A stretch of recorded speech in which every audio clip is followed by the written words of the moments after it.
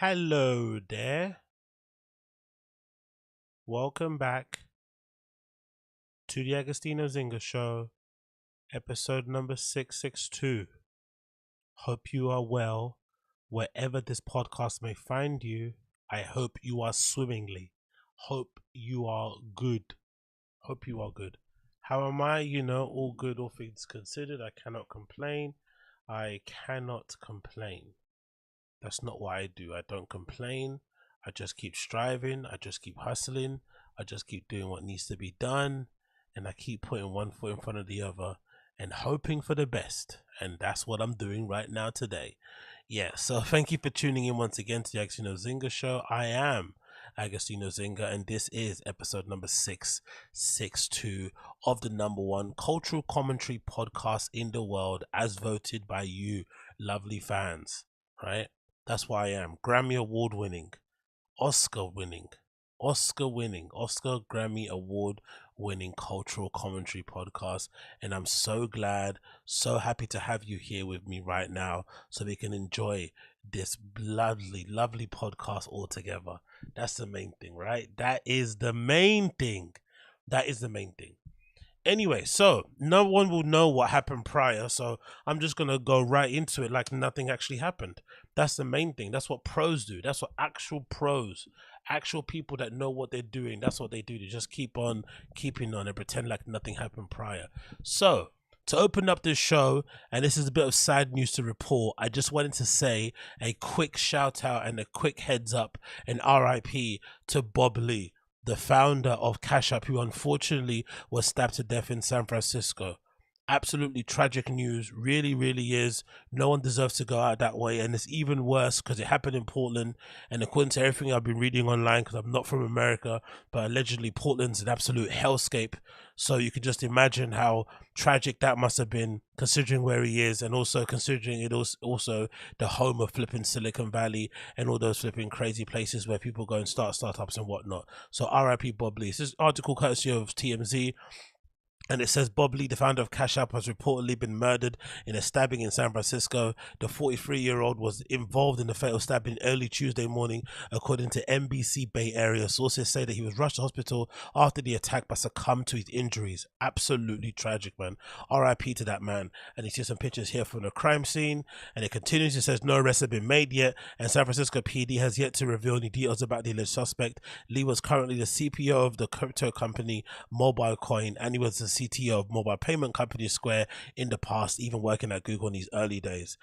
Joshua Gobrad, the CEO of Mobile Coin, shared his love for Lee, telling ABC7, Bob was a force of nature, helping to birth the Android and Cash App into our world, and Moby was his dream, a privacy protecting wallet for the 21st century. I'll miss him dearly. So RIP Bob Lee, a literal pioneer in this thing, and somebody whose legacy will kind of far outlive his kind of time here on earth. But bloody hell, man, what a tragic way to go out. So RIP Bob Lee. Thoughts and feelings go out to his friends and family. They must be absolutely going through it right now, man. RIP to that man. RIP to that man. Quickly moving on, I wanted to quickly catch up and just give a little bit of a update on this regarding the whole Bobby Lee thing. I'm not going to play the video because it's just him essentially copying, and so it's essentially him trying to cope and make excuses for that crazy, awful Tijuana story. But something that just came to mind during the interim of me flipping starting a stream that I kind of wanted to touch upon and just use as a kind of thought experiment. I don't really have an issue, as sick as it may be, with comedians like having really edgy content, or so edgy jokes, or edgy subject matter, which would include, like, stuff to do with kids and whatnot. It doesn't really bother me that much as long as it's funny. And of course funny is subjective, I understand that. But one thing that got me thinking just right now is that this is the thing that I think is the issue for me. I feel like if you're the edgy guy, if you're the edgy woman, you should understand, especially in the culture and the society that we're living in now at the moment, how those jokes will resonate with people. And you should be somewhat anticipating that people will always have an issue with the jokes that you say because of their subject matter and because of how edgy they are. So in theory, in my eyes, I feel like if you're that kind of man or woman who likes to say those type of jokes, you should just not have any excuses for them in your book. You shouldn't never apologize, and you should never moan. You should just accept it's kind of part of the gig. Because you decided to be the edgy comic person, you're probably not going to be on Fallon anytime soon. You're probably not going to get a Netflix special, but you're going to have a really hardcore group of fans that kind of ride and die for what you do, and that's going to be about it. And you're also going to maybe have attempts. You're going to have people attempt to cancel you maybe every 6 months or so. You just have to live with that reality. The thing that I don't like about this Bobby Lee thing is that I feel like he's like complaining and crying about it every time it kind of resurfaces, because I feel like he's apologized for this like 7 times in the time that I've kind of known of Bobby Lee. And maybe before that he apologized beforehand, because he originally told his story, if I'm not mistaken, on the David Cho DVSA whatever podcast that he had with that other Asian porn star, I forgot her name, Asa Akira, I think. They had a show together, and Bobby Lee and Kalila turned up on their early days, and he basically shared that story. And this was to give Bobby Lee a bit of benefit, a bit of to give him a little bit of a bly. This was during the time when podcasting was the wild, wild west. People would legitimately go on podcasts and sharing the most crazy stories, thinking no one was listening. And then after the fact, everyone blew up. And then those stories that you thought no one was listening to, they would become your stories that kind of made you famous. Similar to like the flipping Joey Diaz one of him jumping into or creeping into some girl's window or something, right? All those sort of stories that you thought no one would flipping care about, they suddenly then propel you to fame. But they're also very, very, very sketchy stories, right? And it kind of make you seem like a monster. So I think if you're going to be edgy guy, if you're going to be edgy woman, you have to accept that you're most likely always going to be under the microscope of people wanting to cancel you, because they're going to figure out later down the line that what you said 10 years ago sounds crazy by today's standards, and they're going to want to retroactively try and cancel you. I'm not for retroactive cancellation personally. I think cancel culture can work in a sensible way. Like I've mentioned before in other pods, I think in some cases, especially when it's to do with rape or sexual abuse, it's very difficult to get a conviction even if you've got the evidence. And sometimes it's very difficult to get a conviction, after a certain amount of time. We've had certain cases in the UK where, because the time elapsed, as the victim basically couldn't bring the case forward because too much time had passed. So I understand if you're the victim and it's somebody high profile, one of the things you can get as a sense of justice is canceling them, making them embarrassed online, shaming them, and maybe kind of hurting their pocket, getting some deals cancelled for them. That could bring you some sense of justice. But what I don't like is this retroactive sort of like, oh, let me just do it now and kind of make it. No. This story happened ages ago. No one cancelled him back then. We don't know who the victim is. So essentially, you're trying to cancel him for a victimless crime to some extent. It's a little bit crazy. It's a little bit kind of orchestrated. And it just doesn't come across like you're doing it for the right reasons. It just comes across like you just want to end his career because you didn't like the story that he shared. But I'm also aware that the story is flipping sick. If what he's saying is true, and again, my theory is that I think it is true, but I think after the fact, a lot of these comedians don't really have many, maybe as part of being a good comedian, they're not really the most normal, right? And they don't necessarily talk to regular people that much, because you listen to Joe Rogan and he basically says he hates talking to regular people. Comedians like hanging around other comedians, because maybe because their brains are broken, maybe because they kind of like enjoy being around other narcissists, who knows. But usually comedians, when they're actually around regular people and they share stories, they don't really realize how their normal stories can seem a bit messed up to other people. You know what I mean? So maybe that's the kind of thing. So I don't know. I just think if you're the edgy person and you do edgy jokes, shut up and stop complaining. No one's ever going to be cool with this Tijuana prostitute story. No one's ever going to be cool with it. Ever. Doesn't matter. Never. So the fact that he keeps crying and complaining about it and trying to seek forgiveness for it, or seek flipping people's forgiveness, is just really stupid. It's never going to happen. You're the edgy person. Stand on your shit, stop being a baby, and keep it moving. That's basically my kind of MO when it comes to that sort of stuff. I may be a bit redacted for it, I understand, but I just think you should you should kind of keep it on that regard. Keep it on that regard. Yeah, for sure. Uche, yeah, I've got it added to the next one. Yeah, for sure. I don't want to watch it now because it's gonna bum me out. That whole flipping Bobby Lee stuff, it kind of bums me out all the time when I listen to it. So I'll just add it to the random show, so it's something I can listen to, so that when I listen to it, I can go straight to bed and I don't have to have it kind of ringing in my ears too much, man. That all that noise, all that information, just yeah. After a while, it's like, come on, man. there has to come a limit to the amount of times I can hear that story personally. But yeah, I add it to the next list. Add it to the next episode of the Random Show for sure. For sure. Next, we're going to talk about this. I think needs to be talked about. So, there's this clip, right, going viral somewhat of this YouTube prankster basically disturbing people just for the sake of their flipping videos. And I want to basically say another thing that I basically said about the comedians is I think nowadays, especially when you consider how, the troubling times we live in, the state of the economy the way that it is, and just people just generally just trying to make the best of the time that we have available on this earth. We don't know how long that's going to be, especially with the press, wars, springing up all over the place, public unrest and whatnot. People, I just feel like nowadays want to be left alone more than ever. So when I see videos like this, it just bums me out. And it also makes me kind of steadfast in my belief that I don't want to see anybody crying if you hear a report of this YouTube prankster who, for no apparent reason, just bothered somebody just chilling, enjoying themselves on their computer. I don't want to hear any sob stories if said person ends up perishing. If somebody ends up picking up a flipping, a weapon of some sort and blasting that person in the face, I don't want to hear anybody crying, because I think people should just be left alone to mind their business. Leave people alone. Stop getting involved in your content. Leave them alone. But this is a clip of the kid being absolutely annoying.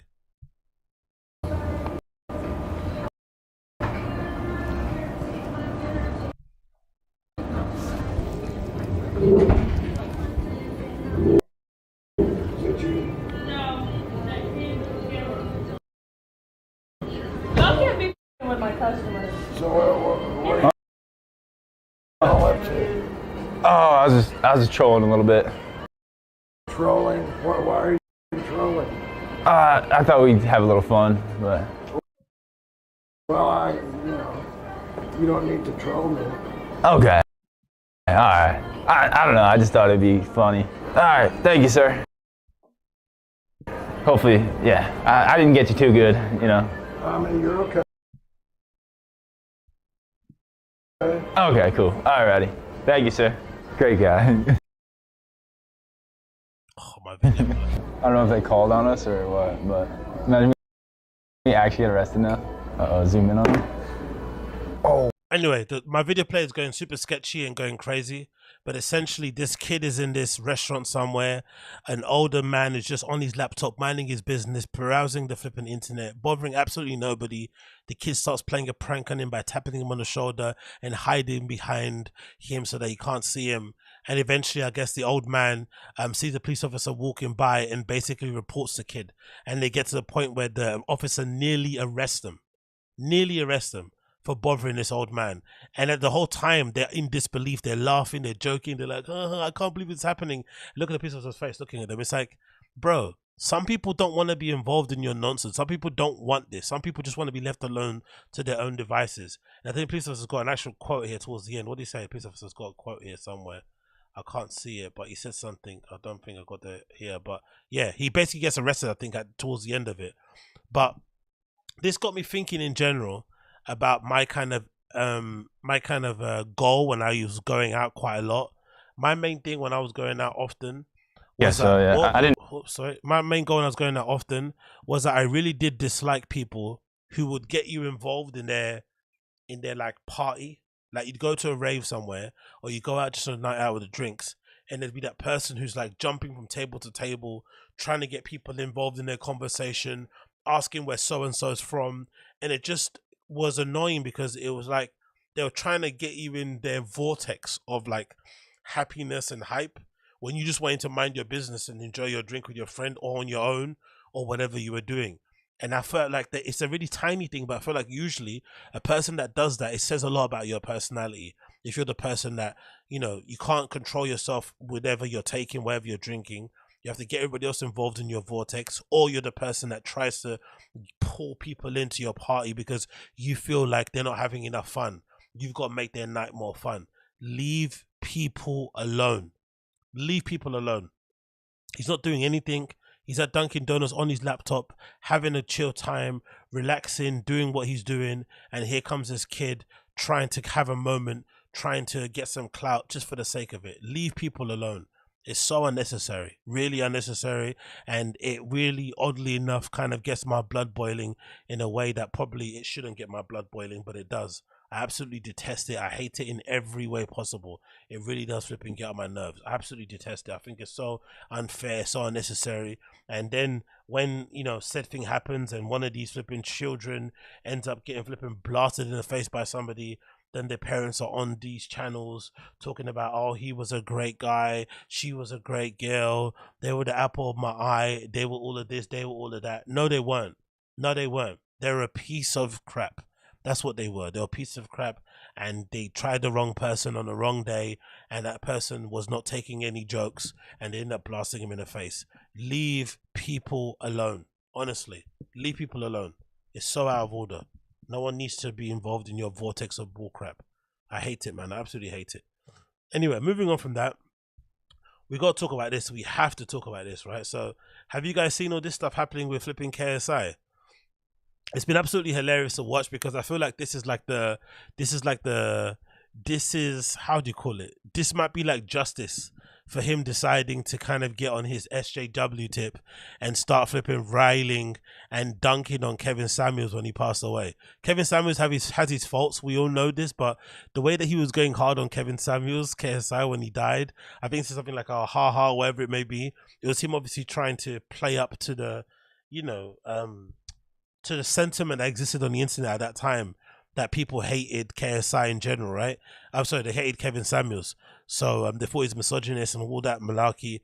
And when he did pass away, there was a really strong contingency of girls, of women online who were celebrating his death, and they were flipping loving it. It was like a Super Bowl for them. Fair enough, innit? Cool.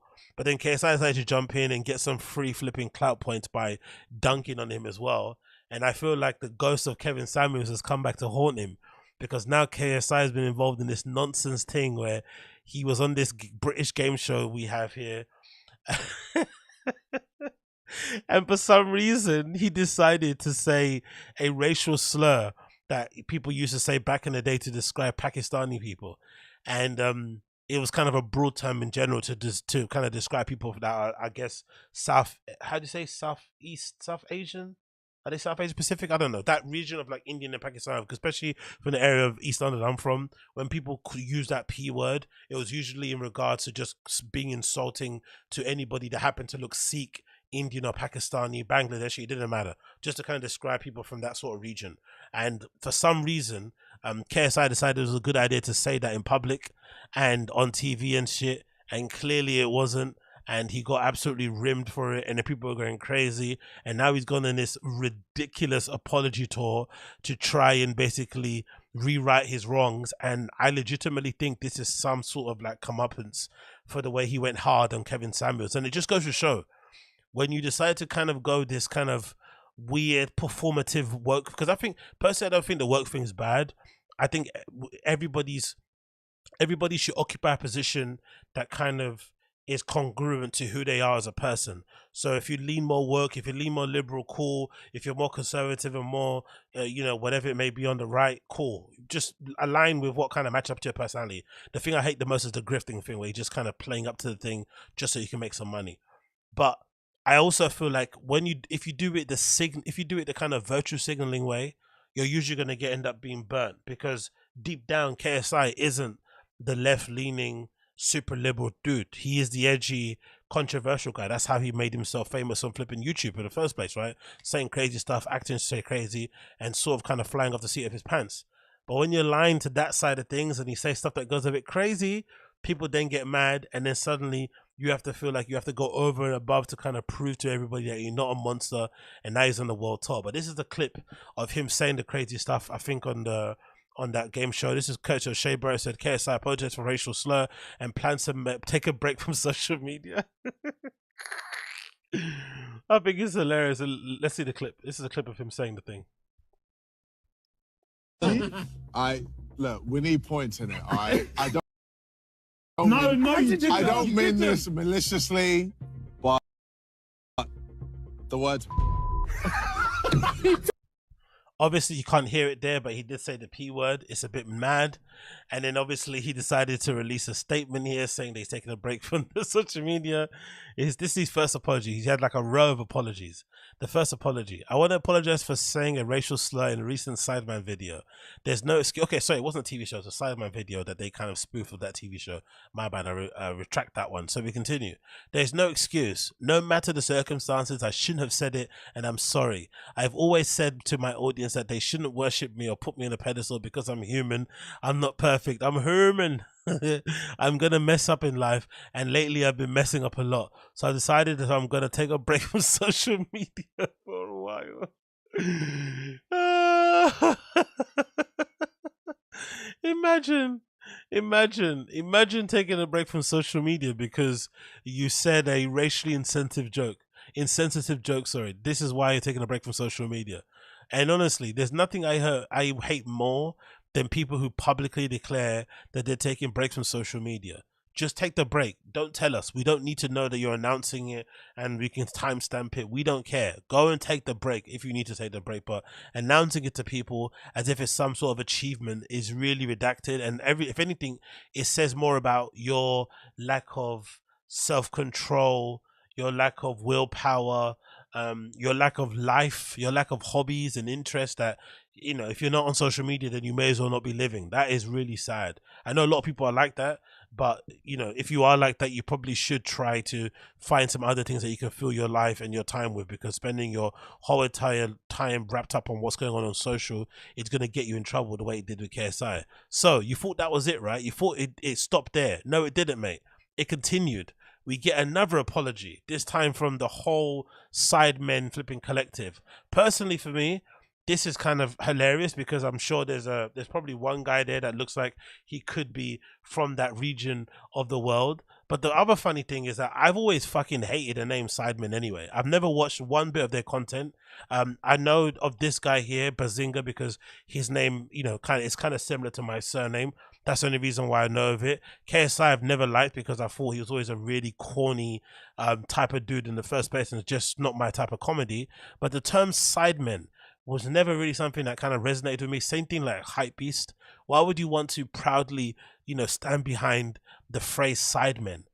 Sidemen is like essentially a derogatory term for like a wingman here in the UK at least. I don't know what it might mean in, you know, in the US and other parts of the world, but for us in the UK, being a sideman is like legitimately like kind of like cocky in nature.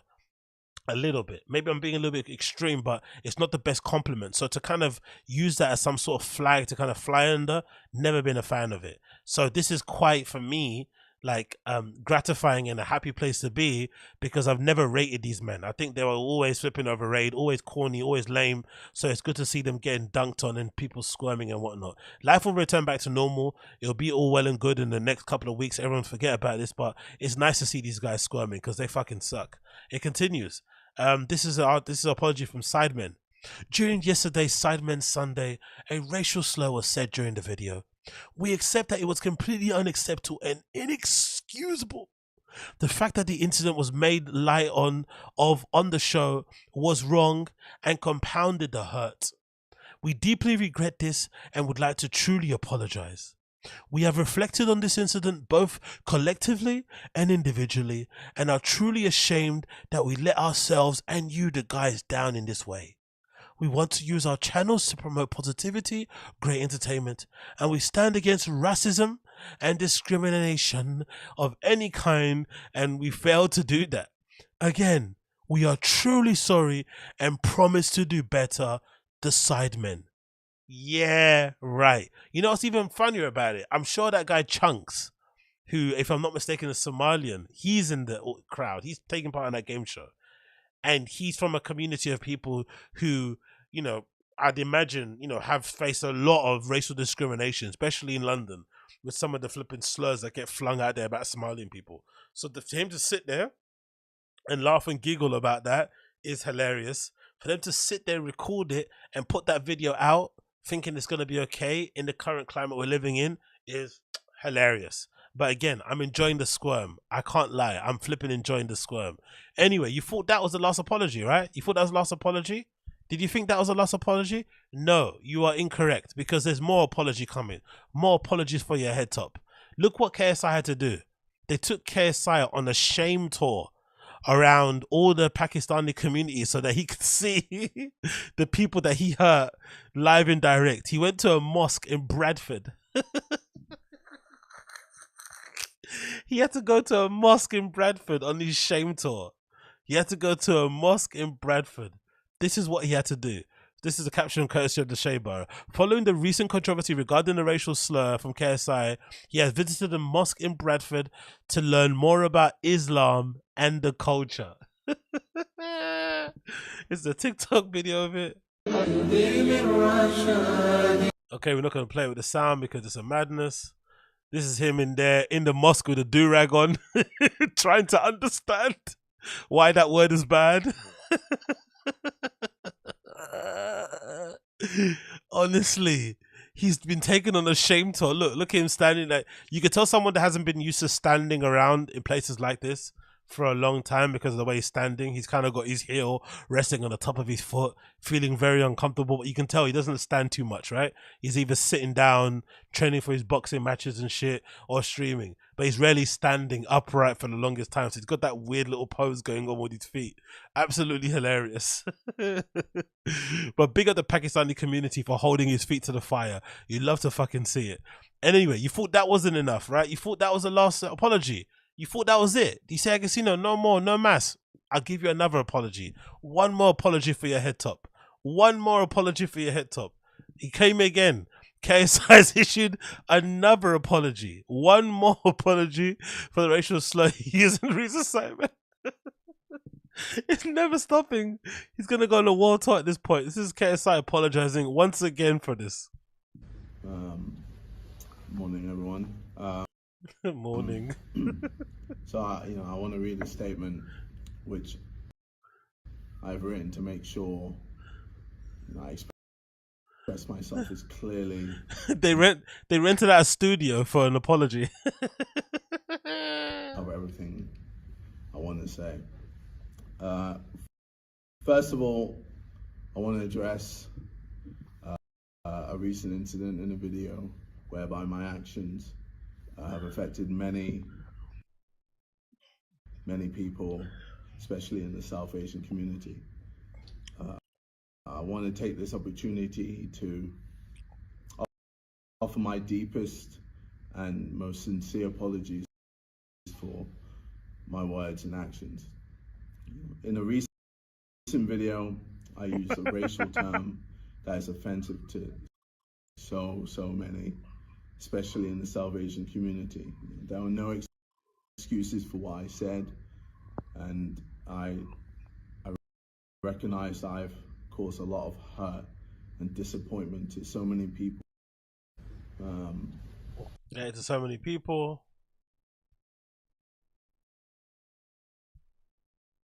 I've caused. I realize that my words, have consequences, and as a public figure, I've a responsibility to use my platform for good, rather than perpetuating discrimination. And this week, I have failed to do this. Privately, I have taken the time to engage in very, early conversations with some people from South Asian communities, and will continue to do so in the coming weeks and months ahead. Anyway, you see the vibes. You know what's happening here. Bloody hell, man. This is legitimately painful to watch. Painful to watch, because essentially this is just him doing this because, I can say what I want about Sidemen. I can say what I want about KSI not being a fan of them. But these guys are big deals, right? These guys are incredibly successful, incredibly famous, incredibly rich, incredibly lucrative business opportunities. So you can imagine the pressure that he's facing from people who are on the board of Sidemen, who are investors, who are waiting in the wings for deals and whatnot. There's probably so much money on the line right now This is why he's having to do everything in his power to make sure that he doesn't bring this whole thing tumbling down, because unfortunately these little occasions can really have kind of have been like kind of the ripples of these kind of consequences can be far reaching basically. So he's just trying to kind of make sure the business is looked after. But Jesus, how painful is this? It's also funny, not to pull that race car type of thing, but it is kind of funny to see the different reactions when it comes to if you then end up in the different consequences if you insult certain racial groups. Certain people, certain racial groups are way more protected than others. I have a feeling if somebody said the same thing, a joke that happened to feature the N-word, and they happen to be very white, like chicken shop girl white, I don't think they'd get this kind of treatment. I don't think they'd have to go on a flipping tour and be apologizing to people and go to some pan band, some pan still band somewhere in West London and learn about, you know, flipping Notting Hill Carnival for them to be flipping apologizing for, or go to flipping Morley's somewhere in flipping South London. You know what I mean? Like, they wouldn't have to do that. They'd have to just kind of, you know, keep their head down. Everyone kind of forget about it. But when you insult certain communities, especially now, especially considering what they're kind of going through in the UK, we're not talking about grooming gangs, all this sort of stuff, but you know what, going in the news, you have to be very sensitive, and then suddenly now they kind of rake you over the coals and get you to go on a flipping embarrassing apology tour that you clearly don't want to do, because you have to make sure everyone's business is looked after, because people's mortgages and, you know, private schools and flipping G-Wagons are on the line. That's essentially what's going on here, but it's legitimately hilarious. So maybe this is a consequence of him coming out so hard against flipping Kevin Samuels. I'm going to believe that narrative, and I'm going to keep pushing that. The ghost of Kevin Samuels rings around, and he has reminded KSI who is the boss. That's what's basically happening here. Who is the boss? Actually, let me see this actually. One guy in the Sidemen group is actually Asian. I want to see what he said. What did he say? One guy in that group, I think, well, he looks Asian. He could be Middle Eastern, or he could be from somewhat completely other place, or maybe African, who knows? But let's see what he said. This is a guy called Vicstar. I don't know who he is, but this guy called Vicstar. His statement is as follows. Following our group statement, I want to make a personal apology to everyone hurt by my reaction to the comments made in last week's Sidemen video. So he's apologizing for laughing. I love it. I love it. Shame. Oh. As a South Asian, I fell short of my responsibility to ensure this racial slur that sadly I'm all too familiar with. It's not tolerated, not trivialized. This is a mistake I won't ever make again. I'll try my best never to laugh again when someone calls me the P word or says it in the jest. Come on, brother, man. How embarrassing is this? God almighty, how embarrassing. Like, literally. Oh, they got KSI to go to a mosque in Bradford. He probably has no idea what's going on. KSI probably walked into that mosque with his shoes on. He had no idea he had to take his shoes off. Like, oh, sorry.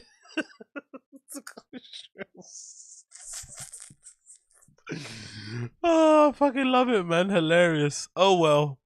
That's what you get in it. That's what you bloody get, man. Anyway.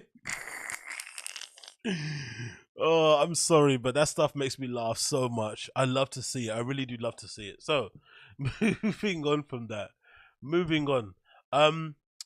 What do you guys have to say about this? I don't know what you guys think about this, but I'd love to get some of your opinions if you're watching this after the fact or listening to this after the fact, right?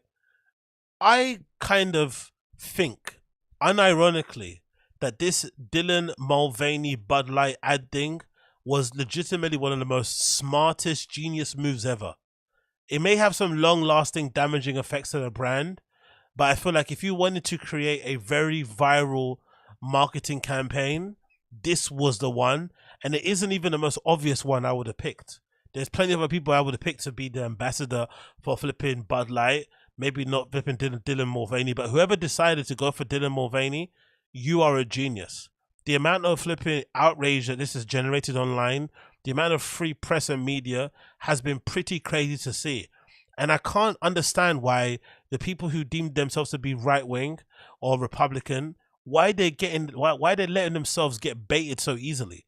This feels like to me the most obvious political bait I've ever seen in my life. They did this on purpose.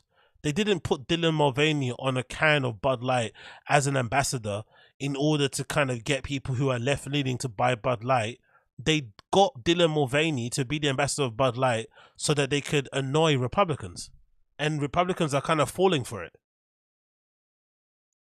I really don't know. I don't get it. I really don't get it. So, if you don't know, Dylan Mulvaney, if I'm not mistaken, is a trans activist, basically.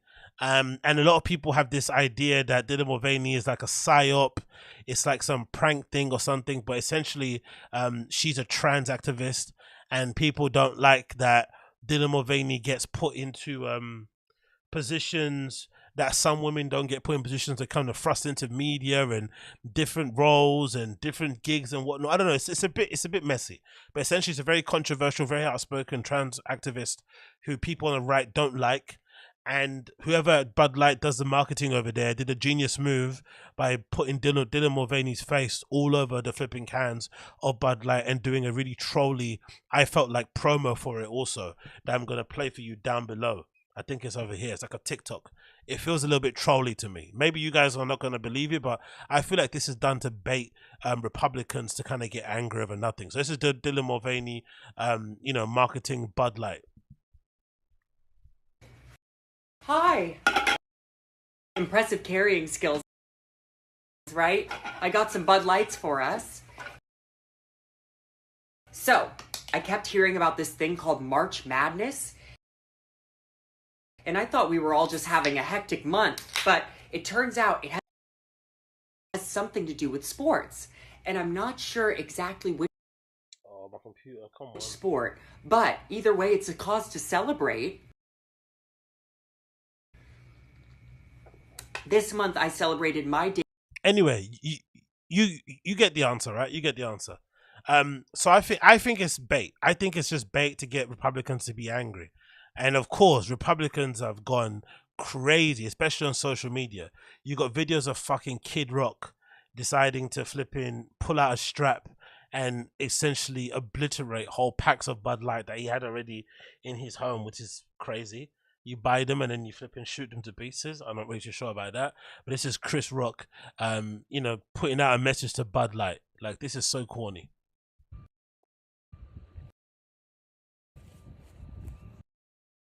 Oh, why is it on this video, man? Come on. Grandpa's.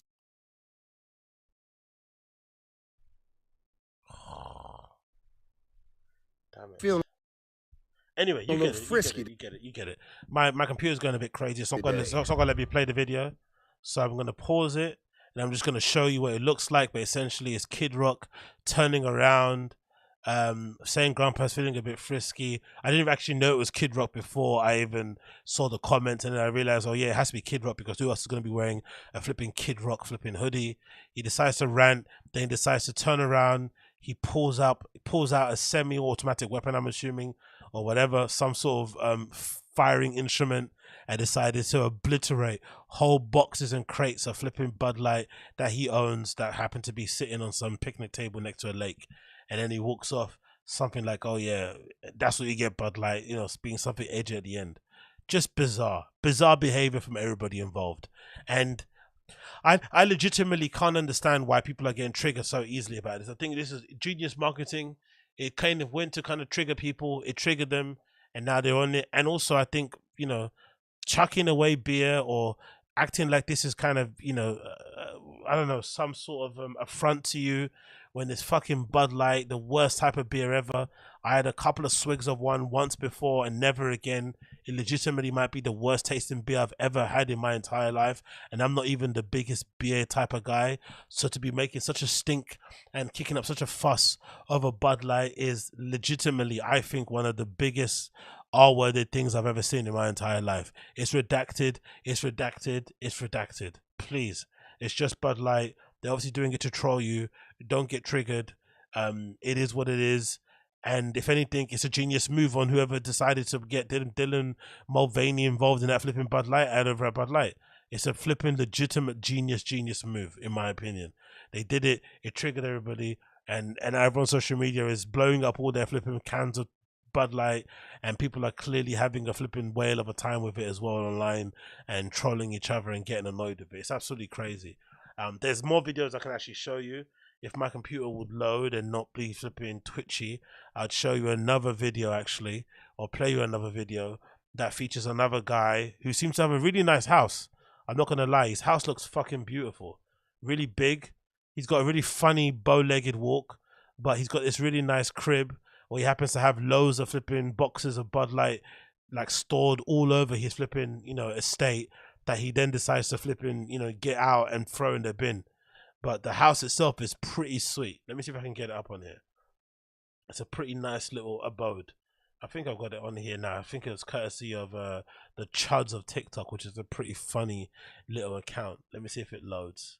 If it loads right, we'll play it. It looks like a pretty decent video of this guy chucking out all these little cans of Bud Light from his house because he's had enough. You can't be supporting the trans. My Bud Light, not with the trans, my Bud Light. Let's go here.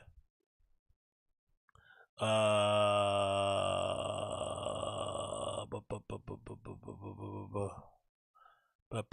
course, this is the video. This is the guy, right? You see this?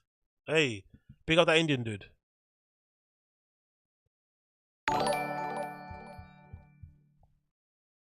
Regarding the whole KSI fiasco, racism is not black and white, pun intended. The people who read The Guardian are not ready for the amount of bigotry black and brown people casually throw around. That Indian dude. Thank you. I'm glad you said that. If we want to get real about this issue, let me put myself back on the full screen. I'm glad you said that, the Indian dude.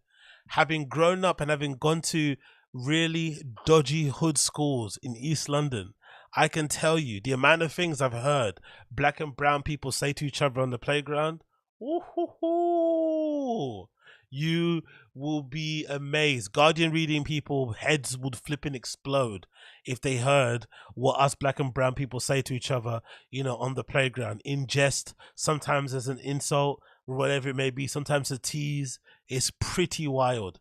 So now everyone kind of getting on their flipping high horse is quite funny, but it also maybe is a sign of the times. Maybe things are moving and changing and whatnot. But as you said, like life for real, especially in London when it was involving that, again, having gone to schools where there was a big community of Somalian people, Eritrean, Filipino, Vietnamese, Chinese, Colombian, Nigerian, Ghanaian, like, the things people say to each other. People are not ready for that conversation. Not ready. But yeah, this is the other guy throwing the other stuff out. Look at this guy's crib. It looks flipping beautiful, I think. Really big. Okay, if you don't know why I'm doing this, you might. Fuck's sake, why is it not working like this? Why is the videos always stopping? Is it me or is it this? Google it. And I never thought this was gonna happen. Oh, it's annoying. Yeah, anyway, I don't know. My Twitter video thing is flipping freezing all the time. I'm sure it's my computer, it's not somewhere else. But anyway, regardless, the guy's in his house. He pulls out loads of crates from his fridge in different areas of his flipping nice flipping complex place that he has. He walks out to a flipping driveway with a massive, really fully kitted out pickup truck. Look at how amazing that looks. That's flipping crazy. Overlooking some mad field. It looks like he lives on Yellowstone. That's what I was thinking when I saw it. I was like, he just replaced the horses with massive pickup trucks. He's walking down. He takes that box of his with his nice, cute little bow legs, and he dumps all the tins of beer into the bin. Then he walks over to his other garage, right? He's got another garage in there. Crazy, it's a whole different unit itself with more pickup trucks in there. And he takes out more cases of beer found inside of the garage fridge, and he dumps them all in the bin as well. Mamma mia, mate. What a lovely, lovely place he has. So, he doesn't like trans. He doesn't like all that malarkey, but he does have a pretty decent living place that he obviously is involved with. So big up him for living in a great place. Big up him for living in a great place. But yeah, I think they trolled them perfectly well, to be honest. I think they did it so brilliantly, and the right wing people kind of bought into it hook, line, and sinker. They should just kind of leave it alone. To be honest, if you were drinking that much Bud Light anyway, there's something wrong with you, because that shit tastes like water, and it tastes flipping. It's horrible. Maybe people want it to taste like water, and it maybe is better because you can get an opportunity to maybe not drink as much, but not for me, man. Not for me in the slightest. Not for me in the slightest. Video. Yeah, sure, cool. Let's just call this. Let's move on from that one. I've done that. What else I wanted to show you? Let's talk about let's talk about this quickly. So this is an article again I saw recently that I wanted to quickly highlight also, which I think might be interesting to see. This is regarding New York Times saying that Finland may be one of the most happiest places in the world. And this is an article courtesy of the New York Times. It says the Finnish secret to happiness, knowing when you have enough. It's a very interesting expose on what happiness is in places like Finland. So the article starts off as follows. It says on March 20th, United Nations Sustainability Development Solutions Network releases annual World Happiness Report, which rates the well-being of countries around the world. For the 6th year in a row, Finland was ranked at the very top, but Finns themselves say the ranking points to a more complex reality. I wouldn't say that I would consider us very happy, said Nina Hansen, 58, a high school English teacher from Kokkola, a mid-sized city in the west of Finland's coast. I'm a little bit suspicious of that word, actually. Miss Hansen, who was one of the more than dozen Finns we spoke to, including a Zimbabwe immigrant, a folk metal violinist, and a former Olympian and retired dairy farmer, about what supposedly makes Finland so happy. Our subjects ranged in age from 13 to 88 and represented a variety of genders, sexual orientations, ethnic backgrounds, and professions. They come from Kokkola, and as well as the capital of Helsinki, Turku, a city on the southern and western coast, and there's 3 villages in the southern, eastern, and western Finland. Full exposure, or kind of confession. I've always wanted to learn a Scandinavian Scandinavian language, personally, because it sounds so difficult to learn, number one, and it's a very location-specific language. It's the kind of language I would imagine you wouldn't normally speak outside of the place that you're at. Whether you're in Denmark, Sweden, Finland, Iceland, you'd be speaking that language a lot if you're in those countries, but it's not something that you would think you would kind of come across if you happen to be backpacking in the flipping jungle of Honduras. Do you know what I mean? It's very location specific, so it's not like a kind of general language that's spoken in loads of parts of the world, like like Spanish or like even French. I would actually like to know a Scandinavian language just because it's something that's quite novel. You wouldn't really see a lot of people that would know the language. It'd be a bit of a surprise. It'd be a nice little thing to pull out at a dinner party, that you know a little bit of Swedish, a little bit of Danish and stuff. That'd be pretty cool to actually learn. But again, I haven't explored it in any way, shape or form, but I always had in the back of my head, you know what, that'd be pretty decent. And also maybe because I watch a lot of Scandinavian or Scandi dramas, TV series, especially like crime series, thrillers, whodunits. They're really up there with the best when it comes to putting those shows together. If you don't mind subtitles, they've got some of the best ones. It continues. While people praise Finland's strong social safety net and spoke glowingly of the psychological benefits of nature and the personal joys of sports or music, they also talked about guilt, anxiety, and loneliness. Rather than happy, they were more likely to be categorized Finns as quite gloomy and quite moody, or not given to unnecessary smiling. So this is a very different way of describing what happiness is, right? Many also shared concerns about threats to their way of life, including possible gains by the far-right party in the country's elections and the war in Ukraine, and a tense relationship in Russia, which would worsen now that Finland is set to join the NATO. And I remember a lot of series I've actually watched, they did a good thing of kind of explaining some of the racial tensions in these sort of like Nordic Scandinavian countries, and essentially what was happening, from what I remember into a few series, which I'm sure isn't reflective of real life, but it kind of gives a little bit of a insight into it, was that a lot of the people that were coming from like war-torn countries, you know, maybe parts of Africa, maybe parts of the Middle East, were coming over to these Scandinavian countries with entirely different culture, entirely different traditions, entirely different way of life, and the clash was too much. It wasn't really kind of a fit culturally for both sides that were kind of coming together at this place, right? So it was a kind of weird time that kind of you could see multiculturalism maybe didn't work too well. On top of that, they were going through, you know, the highest rates of unemployment, financial, you know, mini recessions and whatnot. So, what you deem to be, what you deem to be actual, you know, residents that live there were finding it difficult to find jobs. Then on top of that, you got all this immigration happening. The economy is down the shitter. It then creates all this really weird racial tension. These guys are coming in who maybe don't really get to see so many attractive, you know, looking ladies so much. They get a bit excited. Some really madness stuff happens. Cases of people getting assaulted or abused and all this sort of stuff happens. And then, of course, far-right groups pop up.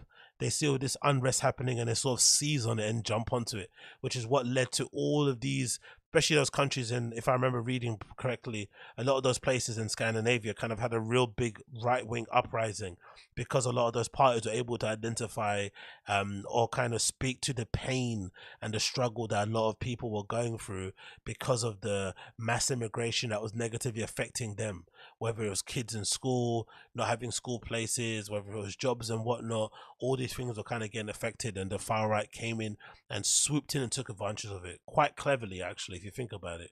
But yeah, it's kind of created a very toxic and very kind of unsafe country for people to live in who happen to be migrants and stuff. It continues.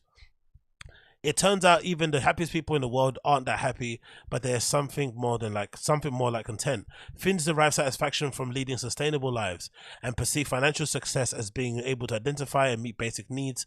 Arto Osalon, a professor of the University of the Eastern Finland who has researched well-being in Finn society, explained. In other words, he wrote an email, so when you know what is enough, you're happy. I think this is an interesting quote because I feel like I've kind of come to that realization in my life, and I feel like a lot of people have as well post-pandemic. I feel like before the pandemic, I was maybe somebody who was, you know, on this sort of vibe of like, oh, I want to be a millionaire before this time. I want to have this many businesses. I want to do this, do that. I had that kind of like hustle, grind mentality. And I didn't really kind of envision what my kind of life would be like day to day. I just saw like a monetary sort of like amount I needed to get to. I saw like a particular job I wanted. I saw a particular place I wanted to live at, but I didn't necessarily know day to day what my life would be like. Relationships, friendships, happiness, all that stuff didn't apply. But when the pandemic happened, it kind of made me, and I'm sure other people, get down to the kind of what was necessary, what's going to give you what's going to bring in the most level of joy. It wasn't going on the holiday and all that stuff. It was just being able to see your friends. It was being able to have a drink with your friends, going out for a meal with your friends, going to the park, seeing family. All these things became way more important than all the other things that I was kind of striving for. So I think, oddly enough, the pandemic, I think, made us all Finnish. We've all kind of got that Finnish perspective now. It's not something crazy or something kind of like woo-woo that these people up north or the Nordic places do. No, it's something that I think a lot of us have kind of adopted. I'm sure there's some people that have doubled down and said, no, I want to buy a fucking yacht and a McMansion. But I think most of us are really kind of, you know, focusing in on the basic necessities that we need to give us a somewhat of a happy life and to make us feel fulfilled. I know that's what I'm on anyway. It says here, so the art couple grateful for a safety net. So it says here, happiness sometimes is a light word and used like it's only a smile on the face, says Teemu Kiski, the chief executive of the Finnish design shop. But I think this is a Nordic happiness is something more foundational. The high quality of life in Finland is deeply rooted in the nation's welfare system. Mr. Kiski, 47, who lives in Turku, said, it makes people feel safe and secure, not to be left out by society. Public funding for education and arts, including individual arts grants, gives people like his wife, Herta, a mixed media artist, a freedom to pursue her creative passion. a woman, you get art grants if you're like in your late, not what, in your 40s you get art grants. Yo, Finland is crazy. It also affects the kind of work that we make, because we don't have to think a lot about commercial value of art, says Miss Kiski. So what a lot of artists here make is very experimental. You can be 47 and have an art grant, so you can be making flipping weird sculptures and shit. That's pretty wild, to be fair. That's pretty wild. The advocate fighting to be heard. I guess this is the Zimbabwean guy, right? Is it Zimbabwean or something? Where is he from? So this is says, as a black person in Finland, which is more than 90% white, Jani Toivola, 45, spent most of his life feeling isolated. Too often I think you still feel as a black guy, as a black gay man in Finland. Bloody hell. That's double entendre, isn't it? As a black gay man in Finland, that you are the only person in the room, says Mr. Toivola. His father, who was Kenyan, was absent for much of his life, and Mr. Toivola, whose mother is white, really? Doesn't look mixed race to me. Shit. Okay. Okay. Let's continue. His father, who's Kenyan, and his mother's life, his mother is white, struggled to find black role models he could relate to. In 2011, he became the first black member of Finland's parliament, where he helped to lead the fight for the legalization of same-sex marriage. In Finland, same-sex marriage wasn't legalized. You'd never think that to be true, would you? Bloody hell. This guy doesn't look mixed race to me, does he, at all? This guy's got a white mum. If that's me, again, if that's me and I turned out mixed race like that, I'd be so pissed. Part of the beauty of being mixed race is that you look like Chris Brown. Why would you want to be mixed race and you just turn out looking like me? There's no point. You know what I mean? Like, what? I'd rather just, you know what I mean? I'd rather not, to be honest. I'd rather go back in my mother's womb. Come on, mum. Bake me a little bit longer, please. It continues. After serving 2 terms, Mr. Toivola left politics to pursue acting, dancing and writing. He now lives in Helsinki with his husband and daughter and continues to advocate for LGBTQ rights. As a gay man, I still think it's a miracle that I get to watch my daughter grow, he said. Okay. Another person here says the teenagers raised to be content. It says the conventional wisdom is that it's easier to be happy in a country like Finland, where the government ensures a secure foundation on which to build a fulfilling life and a promising future. But that exception can also create a pressure to live up to the national representation. We are very privileged, and we know our privilege, says Clara Passimaki, 19, one of Miss Hansen's students at Kokola. So we are also scared to say that we are discontent with anything, because we know that we have it so much better than other people. Wow, what a reality, especially in the non-Nordic countries. Oh, it looks really cute. That's a nice outfit, actually. I like that. I bet they must have really good cold fashion over there, innit? They must have some really decent coat brands. Might be a good place to go actually buy a jacket for cheap. Frank Martella, a psychologist professor from Aalto University, agreed with Mr. Pasicki's statement. The fact that Finland has been the happiest country on earth for 6 years in a row could start building pressure on people, he wrote in the email. If we Finns are so happy, why am I not happy? He continued, in a sense, dropping to the second happiest country could be a good long-term happiness for Finland. Imagine that. Imagine being so happy or such in a privileged position that you complain that people think you're happy. That is first world problems, mate. That is first world problems. The Finnish way of life is summed up with sisu, a trait said to be part of the national character. The word roughly translates to grim determination in the face of hardship. Such as the country's long winters, even in adversity, a Finn is expected to persevere without complaining. I like that kind of thing. That is basically me, basically. I'm basically Finnish. That is my MO. Even in adversity, a Finn is expected to persevere without complaining. That is me. This is me. This should be tattooed somewhere in my body. Persevere without complaining. Persevere without complaining. Review the situation, take part, take over. Review the situation, take part, take over. If you know, you know.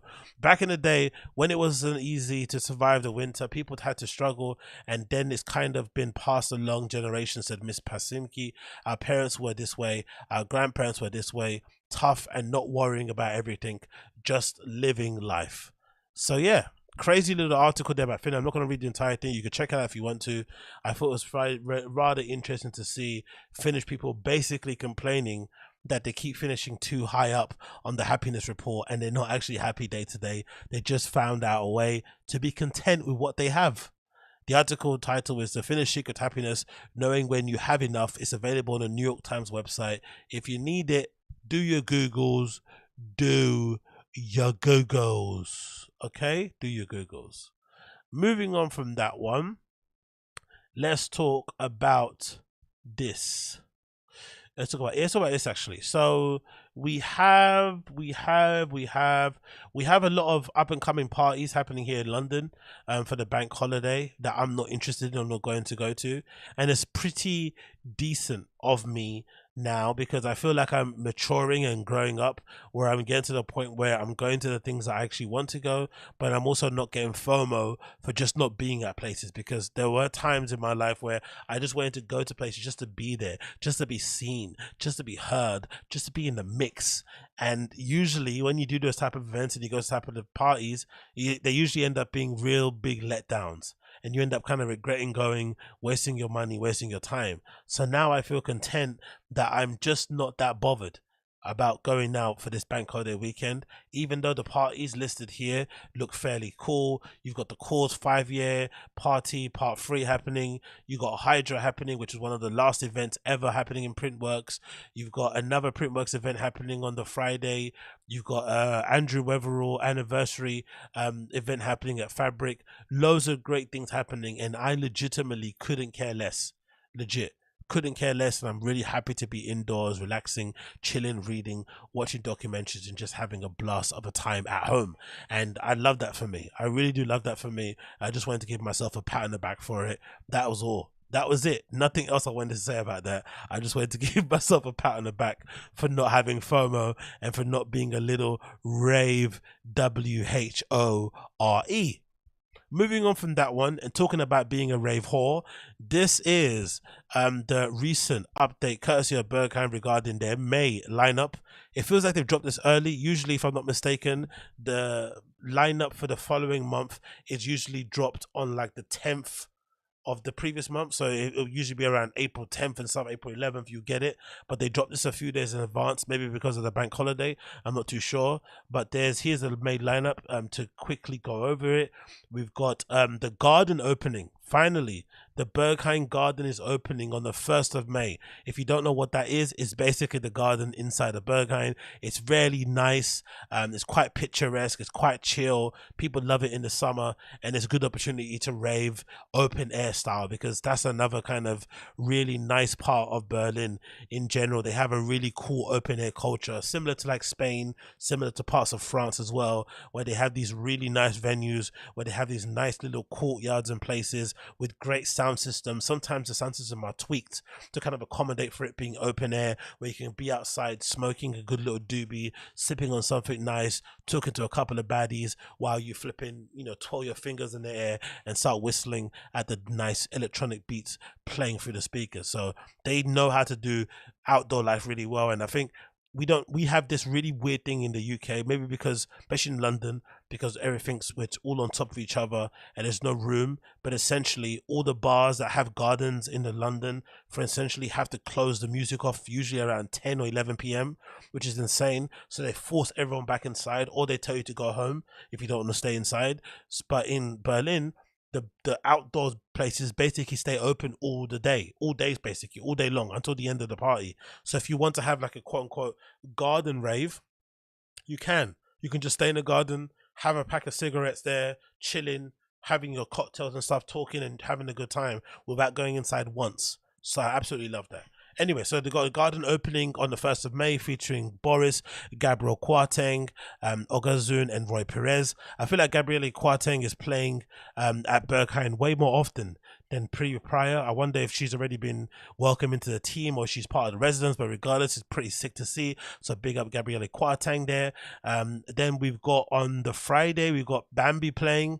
Bambi's the girl I featured, I think, here on a podcast regarding her little tete-a-tete with the Black Madonna, now called the Blessed Madonna. So big up her for getting a position to play at Panorama Bar there. You got a person called Bill Coglias, Erwan Seni, Nikki Leon back to back with Bitter Babe.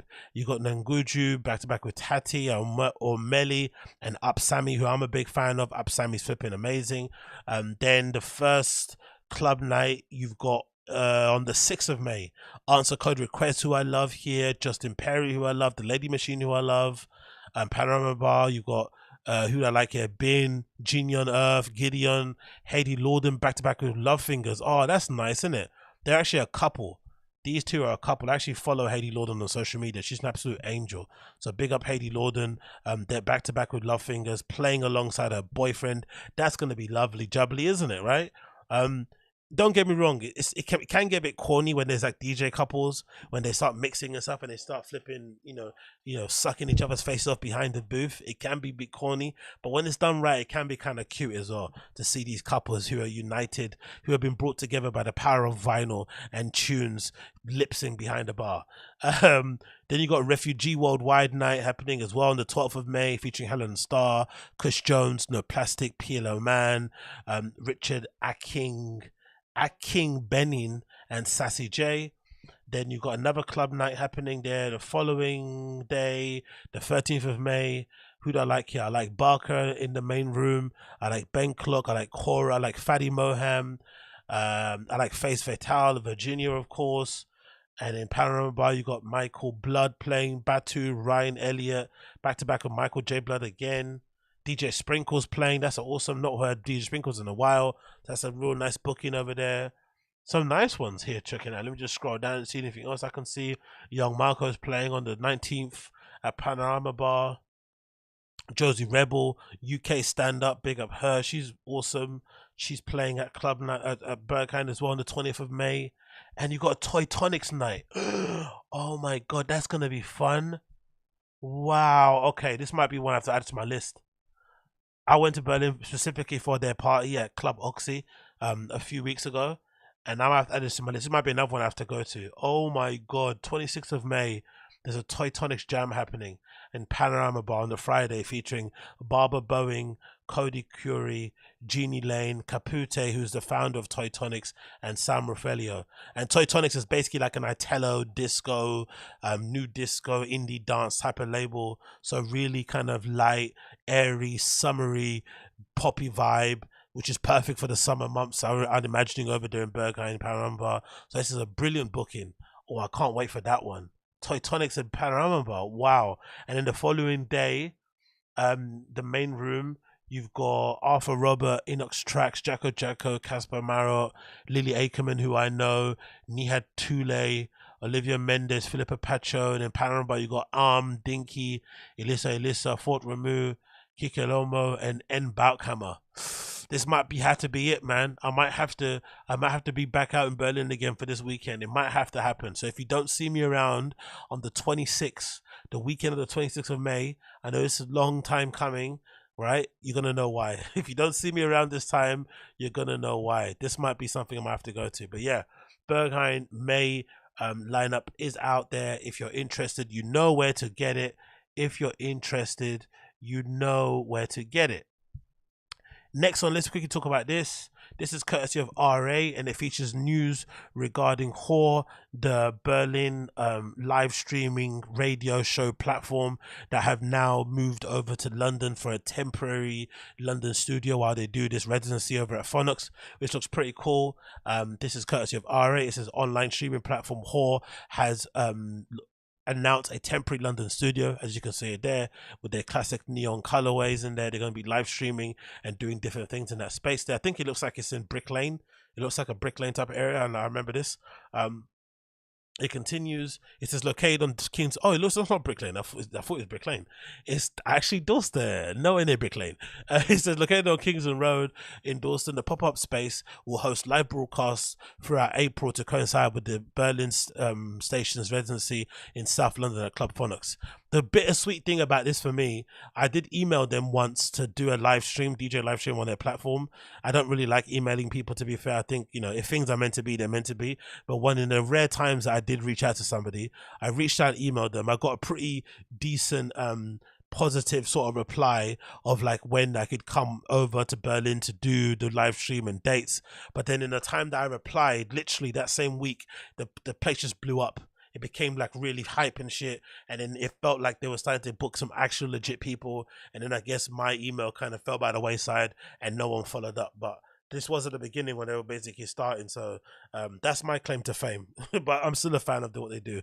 I think they probably got the best live streaming platform out there, because they're still small enough now where they can book random nobodies like myself, still get cool people online, still get cool people on board who want to be associated with a brand. And I feel like when they're obviously based in Berlin, they have a very strong identity that's actually based from where they are. I think it kind of reminds me of the early days of flipping, Boiler Room in London. It felt like really London at the time, because they were doing them in places that I used to kind of go to and party, and a lot of the people that were playing, there were people that I kind of saw all the time, week in, week out around town. So I do like the fact that they do kind of book and kind of platform loads of local heroes who you wouldn't probably hear of, because there's so many clubs over there and people playing so many weird places. It's hard to kind of get a kind of idea on who's popping, who's good, who's not, because everyone's really good over there. So when they put them all on that one platform, you get to see these amazing people, and obviously you can kind of blow them up and give them a chance to shine and kind of make careers as well, because I'm sure some people have played on there have gone on to do big and great things also. Anyway, it continues. It says, located on Kingston Road in Dawson, the pop-up space will host live broadcasts throughout April to coincide with the Berlin Station residency at the South London club Phoenix. Hall's first broadcast with the London studio was yesterday, April 3rd, with sets from Vanessa Maria, Fracture and Flowdan, big up Flowdan, Graham Legend. Among others, the studio will also host a Q&A session with DJ Gagola and MCRT this Saturday, which I hopefully should go to. I'm trying to get tickets, but let's see. And the rest of the program remains TBE. Launched in 2019 by Tel Aviv Productions duo TV Out, Hall has enjoyed a meteoric rise in the past couple of years. The station will return to London in August to host another stage at the Maidenvale Festival. So yeah, looks pretty cool. Can't wait to see more stuff that they have going on there. They have nights happening on the Saturday with Foundation FN and whatnot. That's going to be pretty decent also. And of course, other parties happening here at Phoenix as well. So yeah, it should be pretty decent. I love the programming. Love it, love it, love it, love it, love it, love it, love it, love it. Anyway, moving on from that one, let's talk about this. This again is no more Berlin Club news. This is courtesy of RA. It says Berlin Club Renate has revealed their 2023 residents. I love when Berlin clubs do this. We don't have this often here in London or in the UK overall, because resident DJ culture is just not a thing here, which is weird. We seem to kind of favor promoters and big name DJs mostly. So promoters basically get a chance to put parties and to organize parties in clubs that can then draw people to the club, make the promoter money, make the club money, boom boom boom, mutually beneficial.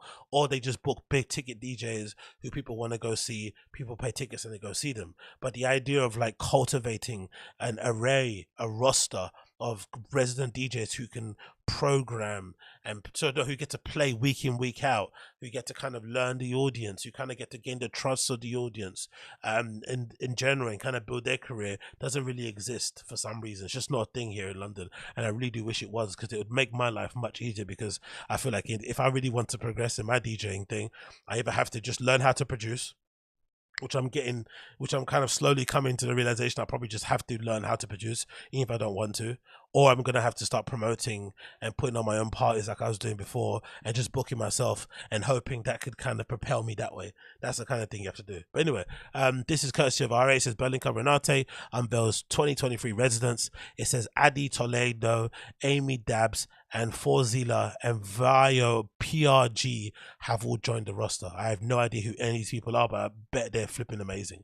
It says the new additions of Renate, Frankfurt-born DJ and promoter, label owner Forzila, Vaio PRG, who host the monthly Flight Mode show on Refugee Worldwide. They join a long-standing residents, Jonas Albert and Juan Ramos and S. Ruston. S. Ruston, I know, I've seen her play a couple of times at Fold, if I'm not mistaken. It continues here. It says, I'm honored to carry forward the legacy established by the previous booker. Excited by the opportunity to welcome some of the newer faces of the club, said the club's booker, Ross Mardit. At Renate, we celebrate and nurture the local talent every weekend. I look forward to seeing how these fresh additions to the resident roster will help to sound the floor to continue to develop. The team behind the popular Friedrich Shrine venue recently opened MO01 of a capacity. Anyway, you see it anyway. So that's the place. So big up and congratulations to all those guys for joining the residence roster. It seems amazing. But yeah, big up to all of them. Big up to all of them. Yeah, people are saying, yeah, I got to learn and produce. Yeah, big up everybody in the chat. Big up Don Second and big up Uche. Yeah, I have to learn. I kind of put it off a lot just because, you know, I didn't want to. What am I going to say? I guess because it's just easy just to learn to DJ. Just that's an honest answer. It's easy just to learn to DJ and to get really good at that. But if you really do want to kind of progress yourself forward and kind of just, you know, to sort of like stand out from the rest of the pack, having the ability to make good songs is good as well. But there is a real big distinction. I think there's a lot of DJs out there or producers, which is funny enough, who are really good at producing but aren't really good DJs. That tends to happen quite often. But I think nowadays, if you do want to get forward, it's just one of the things you have to suck up and just kind of learn and figure out so that you can give you a chance to kind of put your kind of, you know, to kind of put your hat in the ring and to try and kind of get forward that way. Still not a guarantee because your stuff has to be good, you know, whatever it may be, but it's definitely something I'm going to be looking into to trying to do. But first of all, I'm gonna have to make sure that I get a good computer for it, because if this computer can't handle flipping, you know, Twitter videos, then I don't think it's gonna be able to handle flipping, you know, DJ, you know, music production little shits. You know what I mean? It's not gonna happen. Anyway, moving on from that. I want to quickly mention this. So I think I mentioned prior that I'm really kind of confused why it seems like, you know, in sneaker culture for the most part, people are very kind of Mr. Me Too. Everyone kind of jumps on what everyone else kind of wears. There's no real sense of individuality. And one of the brands I always kind of use as a kind of example as to why people don't kind of hype it more is this brand called Karhu, which I've always felt like is very underrated for the sneakers and shoes they put out, in terms of the quality, in terms of the colorway, in terms of the shape, just in terms of how kind of easy and versatile they are to wear.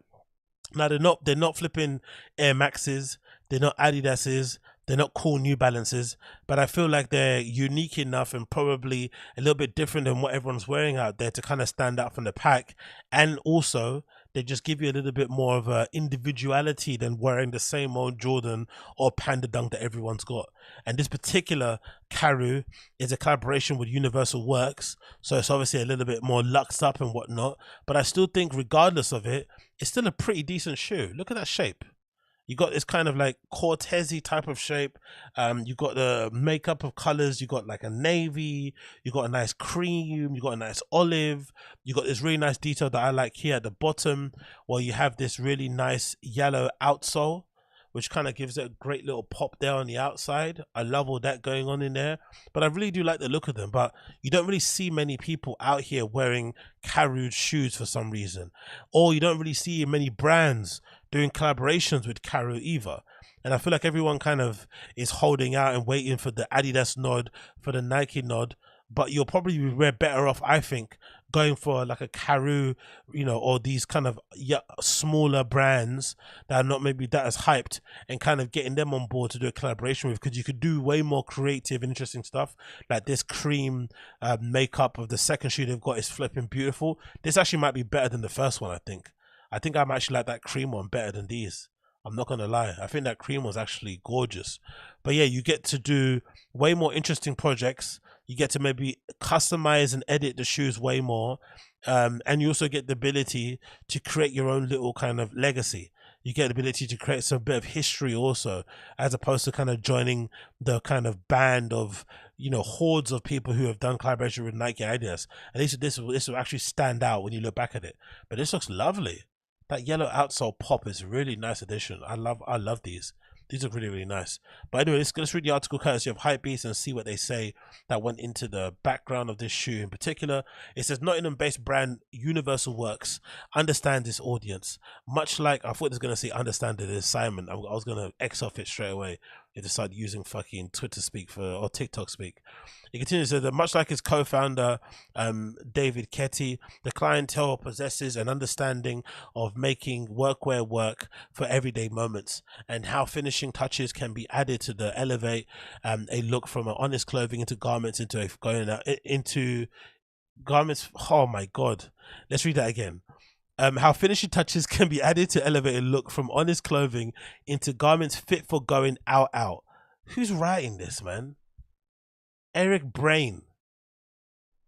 Give your head a wobble, mate. Now the independent clothing brand welcomes a new collaboration, teaming up with Karhu to reimagine the Mestari control and the Trampas silhouettes. The silhouette's called Trampas. Might have to change the name of that one. Trampas. Alright, kicking off with the Mestari control, we find plenty of signifiers that Universal Work has been busy at rehashing the design. It starts with a tan navy colorway before flipping the M logo upside down, thus reading like a W. The pair, which first came out in 1997, was known for its patented air cushion midsole and for always optimizing color. Universal Work honors its legacy by decking the shoe in a combination of suede, grain textiles, and 3M leather paneling before adding lashings of khaki and green on the sole unit. The Trampas sneaker, slightly subtler approach, is navy and grey, but like the Mestari control, it features a flipped logo covered in Universal Works moniker. Here the suede is all over. Universal Works Karhu sneaker pack is accompanied by a small clothing capsule collection that draws upon the minimal and functional elements of the lifestyle sneaker. The shoes can be seen above, and everything is due to drop at Hanon as well as Universal Works online on April the 6th. So yeah, check these out if you want them. I think they look absolutely buttery, they look absolutely amazing. I think Karhu should get way more love than other brands. I feel like if you actually do want to wear things a little bit different and actually stand out for the pack, have your own voice, have your own taste. Don't buy what everyone else is buying, and just pick out some interesting shoes and brands like this. Give them some love. That's what I say. Give them some love. Moving on from that, what else do we have here I want to talk about quickly? Yeah, let's feature this. Let's say these. This is courtesy of Hypebeast, and it features this debut collection of shoes courtesy of Maximilian Davis, who's doing some great work over there at Ferragamo. He's put together these collection of shoes that I feel like look absolutely boss. These look really, really good, and I have an issue usually with designer shoes. I feel like designer shoes sometimes can tend to kind of take way too much from like general sportswear sneakers. But I do like when designer shoes look like designer shoes. Like they've been designed to be minimal. They've been designed to be sleek. They've been designed to have some sort of oomph and weight to them, and I love that about these boots. So these particular boots look incredibly narrow. They kind of remind me of the brand, I think it's called Dime or whatever it may be called. So kind of got that hiking look to them, where the laces come right down towards the front, but you got this really exaggerated sole that kind of creeps out on the edge of it. So if you're looking down, the sole looks like it's splayed all over. It's nice and chunky. It can give you a good little lift. So if you're 5'11", you can be 6'1", and you can get all the baddies that you want. And it's got this really nice wax lace structure going all the way to the top, and this really weird kind of, you know, leather flap lace stay kind of design. The only thing that I'm not really hyping about, and I would be concerned about if you wore it day in day out, is the creases that you may get along this kind of weird lateral part of the shoe, where you kind of had the laces going up towards the kind of, you know, where you're basically the shoe kind of connects to your ankle, your foot connects to your ankle. I feel like this little slit here may be resulting in some creasing. If you wear these day in day out, you may get some creases here that may look a bit gnarly, but apart from that, I love the overall design of it. I think it looks absolutely sick. I'm even not that mad at this little lace jewel here. I'm usually hate these little lace jewel things they put, these little kind of, you know, square bits. I usually take those off, but I actually don't mind these on these pair. I think they look really nice, and even the materials as well. I'm not too sure if that's like a stingray type black material there, if that's a suede or a nubuck, but I love this sort of like two-tone black and navy colorway thing. It's absolutely beautiful. So these look really nice. And then the other model as well we feature here, look, they look even better from the side. Actually, they look really sleek. Maybe not for my fat feet. Maybe my feet are a bit too fat for these, but I would probably try to give them a go. Then you've got the lows of the same type of shoe in this red colorway. Oof, these look absolutely brilliant. These kind of look like, you know, Congolese uncle shoes, but I do like those about it. Yeah, I mean, that's what I do like about it. They kind of give me Congolese uncle, you know, that likes to wear Yoji Yamamoto in Comme des Garçons, but I actually do think they look really nice. Whatever this material is on the outside, this looks beautiful. I'm not too bad at that material, I'm not gonna lie. That kind of stingray type material. Not sure if it's grip tapey. That looks really cool, and I like how thick that sole is. So yeah, these are definitely a win, and the lows also come in this kind of cream sail kind of colorway also. Let's read a bit about the copy here, courtesy of Hypebeast. It said London College of Fashion and Fashion East alumni Maximilian Davis has well and truly reshaped the near 100-year-old luxury brand Ferragamo. His vision is underpinned by British nuances, nuances. Texture touches, giving the luxe tactile edge. Exploring this is the house's new footwear style, introducing 3 combat boots. Comprising of low and high silhouettes, the new combat boot arrives in utilitarian hues of white, black, flame red black, as well as a high top in black. Either way, you get a Davis pin design cut with angular dimensions crafted in highly hairy suede. Okay, that's what it is. It's hairy suede. I thought this was kind of like a stingray grip tapey type material. It's just hairy suede. All right, cool. Hairy suede. What's it likewise? What's I moved in here? Yeah, so you get hairy suede, a rough rubber bumper running around the lower perimeter of each pair. Rubberized leather has been added to the paw tabs of the rear, while rope laces and a square toe and an ultra light, rugged rubber sole unit has also been added. Likewise, a silver toned metal lace loop is there too. When are these going to be available? They're available now globally. Let's see how much they are. I'm going to say, just guessing, these Ferragamo boots are maybe, let's go for the high tops. I'm saying the high tops are like 1,000. That's, or no, let's say 1,000. I'm going to say 1,000. Let's double check the site and see what they're saying. But I have a feeling it's going to be 1,000. Maybe I'm wrong, but let's see if this is true. Men's sneakers, men's shoes. Let's go here. Let's go menu. Let's go men. Let's go shoes. Let's see how much they are. But I've got a feeling that they're gonna be somewhere in the thousands mark. Oh no, it says women here. I want to see the men. Men, give me men's shoes. Let's see. I have 1,000. My guess is 1,000. My guess is gonna be 1,000. Am I right? Am I gonna be wrong? It's loading right now. Let's see it. Come on, baby. Give me some more. Oh, it is 1,000. Yeah, I was right. It says here, high combat boot, 1,000. Wow, man, look at me. Look at me guessing the prices of things accurately. That's how you know I've spent way too much money buying this sort of nonsense before in my life. But yeah, the high top boots are 1,000. 1,105. 1,105. And then the low top boots are 860. God damn it. Don't you find that funny though, in terms of look at the shoe? So you've got a shoe here, it's a low combat boot, and you've got a square toe sabot, which is essentially like a mule. Think of it like a Chelsea boot that's been cut into a mule. You've got less material here, but the shoe is still 765, whereas you got this shoe which feels like it has way more work in terms of construction, from the different pieces of material, to the dyeing, to different sole units and shit. It's fashion clothing or fashion stuff pricing never makes sense to me. The price, the gap should be way higher. I feel like there's less material on this than the flipping mule Chelsea boot than there is here, the slipper thing. Yet they're kind of in the same sort of ballpark. Pretty crazy, man. Pretty crazy. Pretty crazy. Yeah, Uche, I don't think those straight rat tops are going to come back in. If they do, they'll come back in way late. They take their sweet time with restocking a lot of these brands. And some of these brands actually like having people wait, having people squirm, having people kind of email in and write on comments. When's it coming in? When's it coming in? They like that kind of stuff. They kind of purposely do that. And sometimes they do it. They kind of purposely don't update you on the restock, let you ask questions because they know they're not going to restock it, just so that you can keep engaging and keeping their name hot. it's, you know, the streetwear and kind of fashion world is very, very dirty. People do some dirty things to ensure that their flipping algorithm is still in their favor. I flipping hate it sometimes, but hey, I'm addicted to it. What can we do? Moving on from this, we got some news courtesy of Supreme regarding some really brilliant Dr. Martens that they put together. Some very, very nice ones. It says here, Supreme and Dr. Martin has worked on a new version of the Penton Tassel loafer.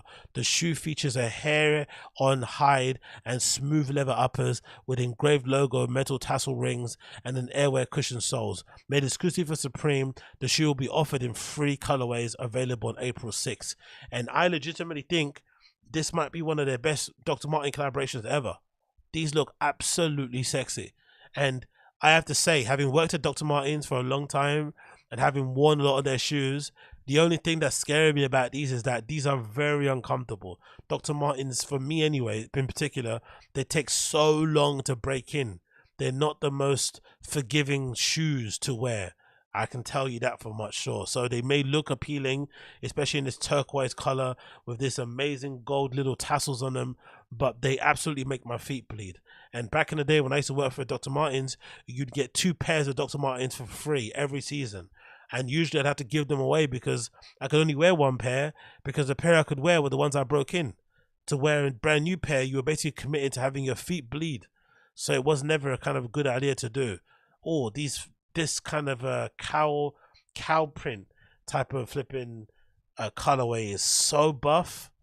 Oh my god, this looks absolutely lovely. These look so beautiful. That little gold hit on the tassel, gorgeous. With the white socks, it's a little bit hipstery with the white socks, because again, whenever I see people with white socks and shoes, it kind of makes me think of the type of dudes and gals who roll up their own cigarettes, the kind of people that go to bars and sneak out with the drinks under their jackets, the kind of people who are always asking where's the bag, you know, that kind of person. That's what I think of, wears white socks with their shoes. But they do look pretty sick here, I'm not gonna lie. I'm not even gonna pretend like that's not true. Oh, this cowhide colorway, this cow print, these flipping Doja Cat moves look so good. These are so sexy. Oh my god, these are nice. Mamma mia. These look absolutely gorgeous.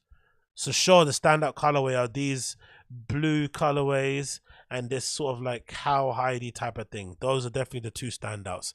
And I guess the other one's a dark black, right? Yeah, the blacks I can do without, but that colorway here, this sort of cowhidey one and this one, the blue, are definitely 2 of my favorites. But let me just tell you, having worn Dr. Martens for a very long time, very long stage in my life or whatever it may be, I can tell you now that these shoes look amazing.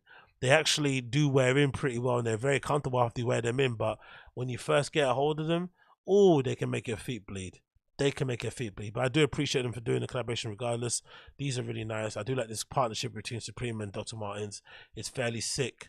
I love everything about it, and I definitely would opt for this colorway. This colorway is definitely my favorite. This move colorway thing is definitely for me. Wow, wow, wow, wow, wow. Love it, love it, love it. Love everything about it. Out April 6th. If you have the time, if you have the money, go and check it out. And if you don't, what can you do? Chill out and relax, innit? Chill out and relax. So next, moving on, I want to play this. There's a fairly interesting video here courtesy of Playful magazine, which is a really cool electronic music based online magazine, but they do some really cool interviews. This particular interview, they spoke to a couple from the scene, the sex positive scene, who are in an open relationship. And I thought this would be an interesting video to watch because they are actually an older couple. Because I feel like the people within my kind of community or my kind of loosely associated friends in the scene that are in like polyamorous relationships, they're all really young. And it's kind of fun to do when you're young because everyone's hot and young and, you know, open-minded and stuff and whatever it may be. And it's kind of like a phasey type of thing. But I will be interested to hear what it's like day to day for an actual adults to live in a somewhat open relationship. Like, how do you actually manage it when you're a grown up, not when you're some, you know, some hipster that wants to kind of, you know, have the ability to be, to feel guilt free if you end up hooking up with somebody in a flipping toilet at Berghain or something. I want to know what it's like day to day. You know, like actually day to day, coming back at home, realizing your wife isn't at home because she's out with flipping Tyrone somewhere. Like, how does that actually work? So we're gonna quickly watch this video here, courtesy of Playful magazine. If you're watching this, or if you're listening, sorry, to this podcast via the audio platform, I'll probably have to cut this bit up for you a little bit. I won't play the whole thing, but it might be beneficial to watch this if you're doing this via the live stream. So this is courtesy of Playful magazine, and the title is How to Have a Successful Open Relationship and Dealing with Jealousy, courtesy of Playful mag. Let's see what they have to say.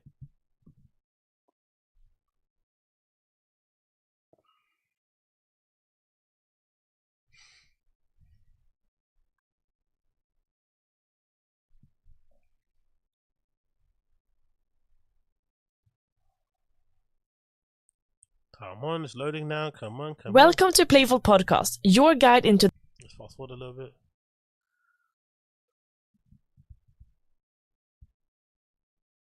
I am Amanda, and this is Playful Podcast. Before we start this week's episode, I have a little gift for you, as this episode... Okay, we don't care about the gift. ...is playful when walking around with your headphones, listening to sexy stories, cheeks. To be don't listen to fears, because otherwise you cannot leave your comfort zone, you cannot develop. So sometimes you have to somehow go into your fear if you want to explore something new. But just promise each other that you will take care of each other, even if there was a situation like that, and that you talk it out. Sounds like Tyrone. So that's what it is. Sounds like Tyrone. Things might not happen without jealousy. Things might not go that way without feeling hurt sometimes. It can happen. Just be aware of the fact that it can happen, and then be sure that you take care of each other afterwards. So first of all, you are together for how long? More than 12 years. 12 years. Oh, yeah. So that's why you think we are babies. Yes, really. You exactly. Yeah, 12 years, a long time. Yeah. And really. Before that, you were both living in monogamous relationships? Yes. 12 years, sucking and fucking. You gotta love it. So how was that, living in monogamous relationships? Were you feeling like you were stuck somehow, or? It's funny because we two have a very different past, so all the answers might differ a lot. So we have to bring up both answers. I was in a long-term relationship, 10 years with my ex-husband, and it was a very adventurous, playful, wild relationship as well. But yes, it was monogamous. It was just, we two said it's a monogamous thing. Well, I don't know if... I love the German accent, monogamos. It sounds like some sort of sex act, isn't it? Monogamos. I love the German accent. We talked about it. It was just very normal for me back then to have a monogamous relationship. But I didn't miss anything because it was talking about the sexual life I had with him. Everything was like really cool. So I didn't miss anything. I didn't have the feeling that I needed other men in my life. So that is my past about having a monogamous relationship.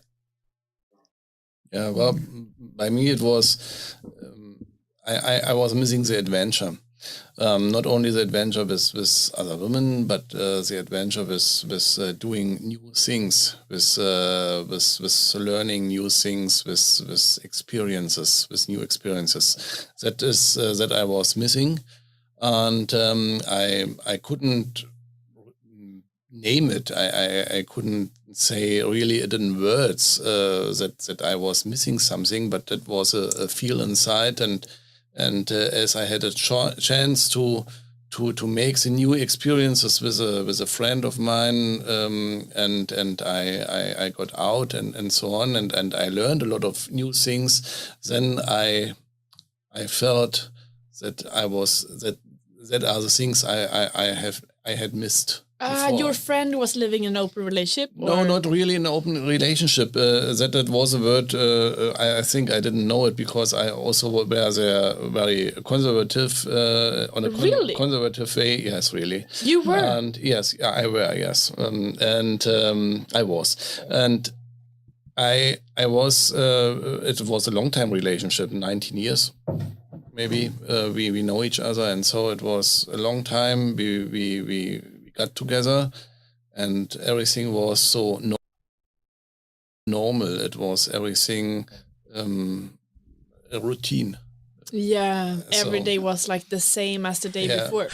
And then I met another man, and the man came from Hamburg, and he showed me what I could experience in Berlin.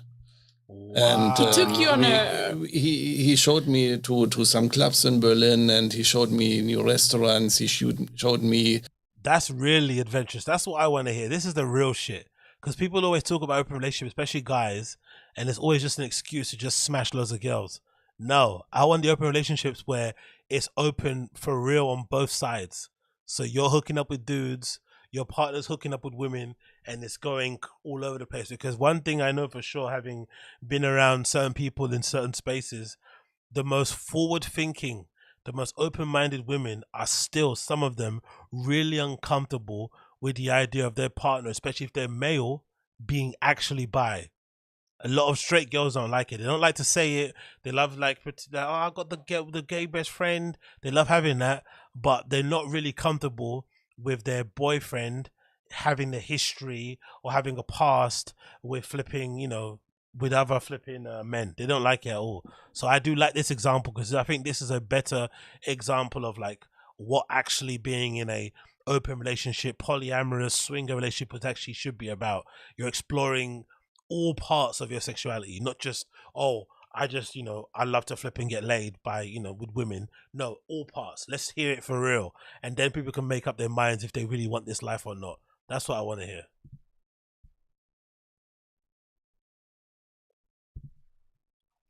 The Tacheles and something like this, and we walked together to the night from Berlin, and I saw so much interesting things, and I decided to be more open, to not to be so conservative, to be more open. The clubs were illegal, and but it was adventure. And that was the reason that my wife and me we were lived out of the way. So They're both married. You drifted apart, so that's how it ended. Because she was also conservative then, I guess. Yes. So in what ways were you conservative? Was it more like political, or were you also like Christian? Oh no. Oh my God! No, well, I think the conservative it was also religion. Nine. Feel very comfortable to just stay in your own comfort zone and live the family life. Of course, the comfort zone was too small, and I was not able to go out of the comfort zone. And well, my parents were more conservative, and I didn't have the idea to go out of the comfort zone. I didn't know the word in that time. It was a special scene where he lived in, a special life. Things have to be this and that way. Yeah. Like a lot of us. I was very structured. I'm an engineer, and so it was very structured. Very, very good planned. He's still very structured. Okay. Yes. But maybe in a more relaxed manner or open manner. Yeah. Maybe. Okay. But how did you? I guess you also drifted apart with your. No, with us it was interesting because that's where the monogamous relationship comes in. Since we had a monogamous relationship, but there was a time, I don't know, my ex-husband, in the time back then, I said he cheated on me. Right now, when I look at it today, I would say, okay, I felt like he cheated on me because now I think different about the things. But back then it was like that. So it didn't work out anymore. The trust was gone. Mm-hmm. And so we just like had to separate because things didn't work out anymore due to also my old thinking of how things had to be and his way of thinking how things had to be. And so that was when I had like then different relationships and times where I was not in a relationship. And so I was like always like sexually kind of like wild. So I had a lot of time to express myself, to explore Berlin and have like short-term things, affairs, like longer relationships again. So that's when the lifestyle formed a bit. Ah, okay. So before you were also wild sexually, but only with your partner, I guess. Yeah. So. Yeah. You didn't explore sex clubs, or you didn't explore? No, we didn't do that. Not at all. Right. And then how did you guys meet? Oh, later. A lot later. But it was very funny because when we met, it wasn't sexual at all. No. Not at all. We met in Tarifa, which is like south of Spain. And we went there, both of us went there for Spanish classes. I was there with I have a son and he had a daughter. So we went there with our kids and friends, and we two met in the Spanish class. Freaky. We're the only German people, I think, or at least from The Berlin. only Berlin people. Berlin Yeah. people. So that's how we met. So it was like How totally destiny. neutral. Yeah. Yeah, but back then it wasn't like he's attractive or she's attractive. Well, for me, it wasn't like that. So it was just we met, and I don't know. One evening he wanted to go out for like salsa and dance, and I was like, okay, come on, give me your daughter. I'll take your daughter. We're going to a bar, and we take the kids. Doesn't matter. So that's how we connected, like totally, yeah, on a neutral basis. It wasn't sexual at all. So when did it get Really? sexual? Well, yes, some months later. Yeah. Well, I saw your tattoo from your neck on the internet. On the And that- internet? Yeah, well, on Facebook. Maybe. Ah, yeah. That Maybe was- stalker. that was- yeah, well, maybe. And then my mindset changed about her, and Yo, this nigga is fucking horny. He got turned on by a neck tattoo. Not even like a tramp stamp above the flipping arse crack or something. Or like a little tattoo he saw on, like, you know, where her flipping, you know, her leg meets her crotch or something, right? That kind of area. You know, those kind of like, you know, 40 tattoos that girls get, or like a bum tattoo, or even like a foot one. No, he got horny from a neck tattoo on the back of her neck. He saw some star or some moon or some, you know, whatever else on there, and he got turned on by that. That's real horny. That's why I think also a lot of this polyamorous open relationship stuff, it probably does work with people who are legitimately horny, like actually have a really high sex drive. That's how it can make sense. Because if you're somebody who just, you know, for instance, if you're like how can I explain it?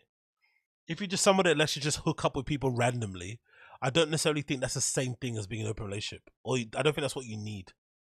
I feel like this is for people who actually want to explore, you know, that kind of life. They want to go to sex parties. They want to go, you know, because I thought they met in flipping, when she said Spain, I thought they went to some sort of like sexual retreat or something over there. Because I know in Spain they can get a bit freaky, especially parts of the south and shit, in these kind of weird little quiet towns. That would make more sense. So I do like how they kind of go about it. But God almighty, that's real level horny. This man is horny for real. Love it. And I thought, oh, it could be interesting because I hadn't a girl with a tattoo before. I was conservative. So my tattoo And- made it happen. He was conservative. Get it? And as I made some change with my personality, maybe I can talk about later. And so, well, I thought it would be a good idea to meet her again. And well, I connected with her with, you know, something like this, and we met each other at a bar in the evening. Yeah, we went to a cocktail bar. And then What did you think when he wrote an email? Did you think this is a date, or did you just You think were like, Not at looking all. at me from a cocktail bar, and I need you. What's that song? From a cocktail. Is that fucking? Don't you want me? Oh, how does that song go? But yeah, I just heard cocktail bar. I'm sure there's a song that says cocktail bar. Let me see if I can get the lyrics. What song is that? Cocktail bar song lyrics. I've got it in my head. I can't think of what is it. That's it. Don't you want me? That's it. Human League. I knew it. I knew it was a song. Human League. Where is it here? You were working as a waitress in a cocktail bar when I met you. I picked you out and I shook you up, and you turned around. I turned you into something new. Now 5 years later, you got the whole world at your feet. Success has been so easy for you. but don't forget it's me. Don't you want me? You know I can't believe it when I hear you. You won't see me. Don't you want me? You know I don't believe you when you say you don't need me. It's too much too late to find. When you think you change your mind, you'd rather change it back, or you will both be sorry. Don't you want me, baby? It was like hey, we didn't hear from each other in a long time. How was your time since Tarifa? And how are we doing? Just want to chat a bit. I would love to see the tattoo. Oh, you didn't say that? Okay. No, but it was, well, for me, it was like a very, okay, let's just meet and like friends, because I do have a lot of male friends, like just friends. So for me, it was not a date thing. No.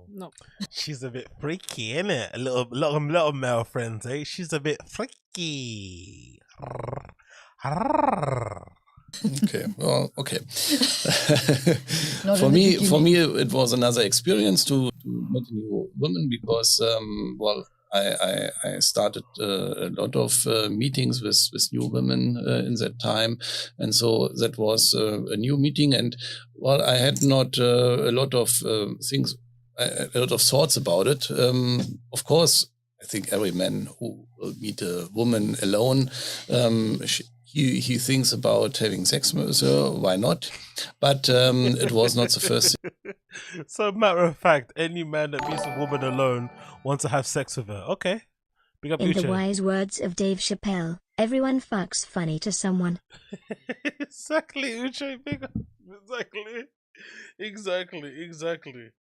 Yeah, this guy's hilarious, man. Everyone wants to have fuck. I don't know if that's true, brother. But hey, I'll let you rock. Thing I had time and I had the idea and I want to know her more as Get before. to know me.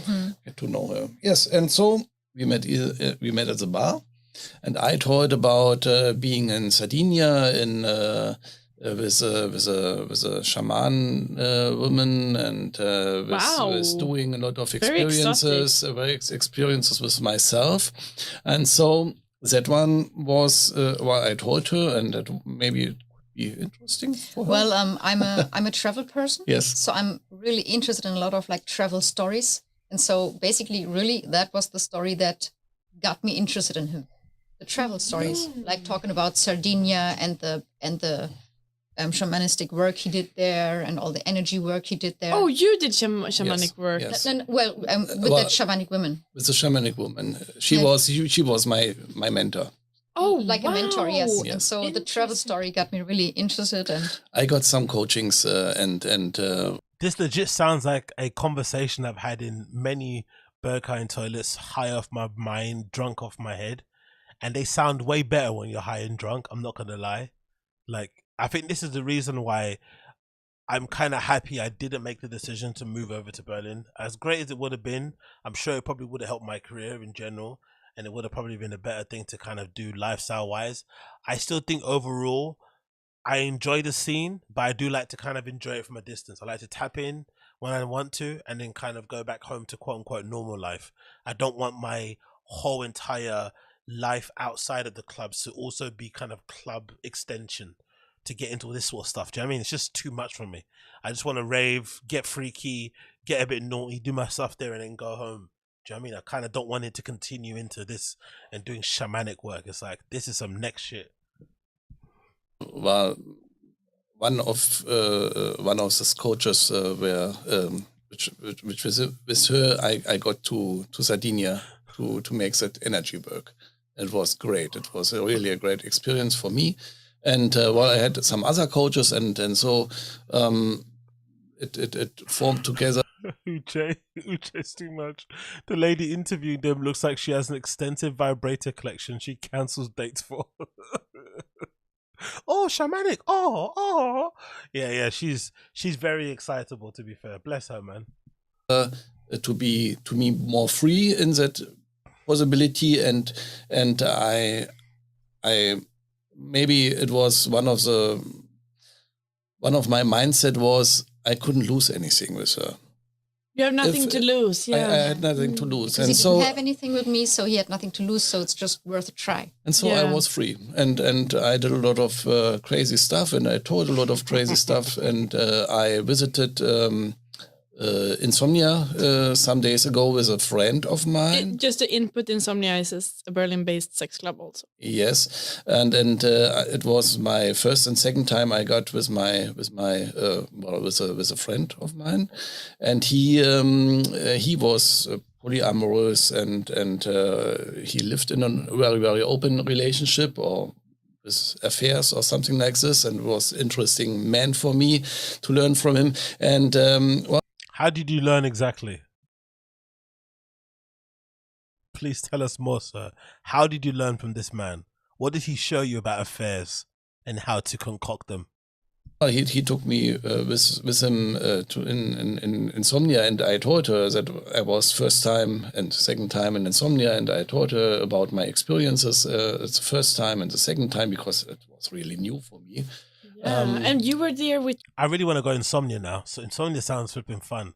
But that's one thing also I've never been interested in the slightest. We've got quite a few of them in the UK. We had this really popular one called Crossbreed in the UK that was really popular, the sex club or the sex party series. The funny thing about Crossbreed is that one of the founders unfortunately got rumbled for being an abuser and being toxic and a bully and shit, and they basically had to close down the whole party because people that were working for it weren't comfortable. I don't know, loads of drama. But the funny thing about that guy is that I bumped into the founder of Crossbreed, one of the biggest sort of like sex positive parties in the UK, and I bumped into him randomly at the Berghain in Berlin. And when I bumped into him, I kind of went over and said hi, which I usually do, and I shouldn't do it because seeing people are really up their own ass. They're really, really, really up their own ass, and they're really, really flipping egotistical and have a weird attitude. So you really shouldn't say hi to them because sometimes meeting these people can make you not like them because they're horrible attitude. But I did it anyway, and we had a good conversation. It went pretty well. And then at the same time we're having a conversation, some girl that was, I thought drunk, but she actually high off GHB, was also near us. And then we started to kind of trying to help her. And then I remember she was acting crazy and kind of about to fall on the floor. And then I reached over to go and hold her to make sure she's okay. And then that guy who I was talking to, the founder of Crossbreed, was like, he kind of scolded me like, no, don't touch her. No touching. Just find out how she is. Ask her questions and shit. But the way he said it, he was like trying to scold me like as if I was trying to abuse the girl or something when she was literally falling on the floor. And I was like, how dare you try and like posture and try and like, you know, call me out to be some sort of monster like in this sort of field when we just had a conversation trying to like, you know, make yourself look like you're better than me or whatever it may be. It was just a kind of a put down. So I took that, you know, it was kind of, you know, pissed me off a little bit, but I sucked it up. Then we ended up helping the girl, took her downstairs, gave her some water and stuff, and I kind of forgot about it. And it was funny. Some months later, then the story goes viral on social media that this same guy who founded Crossbreed is being accused by people from his own community. Some people have been alleging the guy from Crossbreed was faking being non-binary or was faking being bi or something. I don't know, something along those kind of. It was fucking hilarious that he was all using as a cover to fucking hook up with girls. He was pretending to be like gay and shit and then using it to fuck girls. Allegedly, that's what people are saying. But I just find it funny that the guy that was scolding me for putting my hand on a girl's shoulder as she was falling was a guy that was being flipping called a monster by his own community. So if that guy ever watches this, go fuck yourself, you fucking cunt. But anyway, let's go quickly in the comments here. One person said, have you seen this new Kanye cartoon Necro Forensic Pathology official video Kanye this? No, I haven't seen that. Add it to a list though. Sounds funny. Thank you, Frank Lopez. Your male friend then, you said? Yeah, it was his best friend back then. My best friend, yes. Can I also ask how it was to be there with your male friend, like the two of you in Insomnia? More secure than with a woman, of course. It was what? More secure. More Secure, safe. yeah. He felt more secure. Yeah. And really? So it was really Did good. anything happen on the first time? On the first time, not. No. Because I always looked and had to do with my feelings and with my thoughts about being in such a club. And the second time it was very, very interesting for me because there was a real bitch on a dance floor, and it was a barefoot party. So we had a lot of goers and yogas and something like this girls. And she was a really bitch, and she told me everything, how ugly I am and how old and I'm very old. But she was very interested because she talked with me in that club. She couldn't do another 1,000 things, but she talked with me. And so I thought I hadn't anything to lose. And I thought to escalate with her. And it was really great. So she made blah, blah, blah, blah, blah, blah, blah. And we kissed each other. It and was we made... her way. What? So this woman was a bitch to him the second time, called him ugly, said he's old, said he's expired, called him a granddad, told him to get his Zimmer frame and scoot back to his flipping apartment in Prince Lauberg. But then later on, she got down on her knees and gave him some sloppy toppy. Crazy. It's also interesting to hear that he said he felt comfortable in a sex club with another guy. He felt more secure. Because if you, it's something, that's why probably it's good not to read too much online. Because when I read online, there's certain, forums and Reddits that exist that talk about these sex parties and clubs in Berlin. And a lot of people there complain about straight guys like myself going there. They hate single straight guys or groups of straight guys because I guess, straight guys can't handle, getting turned on and, dribbling and shit and maybe getting a bit too handsy with people that they're not meant to get handsy to. But they just hate the energy, I'm assuming, of just cisgendered males and shit. But it's funny that he's saying that he felt comfortable of going with another dude. So I wonder, are people online making much of a fuss about nothing? It doesn't matter who goes, just don't be a creep when you go, straight or not, guy or not, it doesn't really matter. Or is it a particular type of guy they're comfortable with? So maybe if I go in there, Mr. Big Black Man, right? Strapping my little flute to the side of my leg, maybe I might get a little bit of trouble, you know what I mean? Whereas if he goes in with his little flipping recorder, right, he might not get any hassle. Maybe. I don't know. Maybe it's a racial thing. Maybe it's not. Who knows?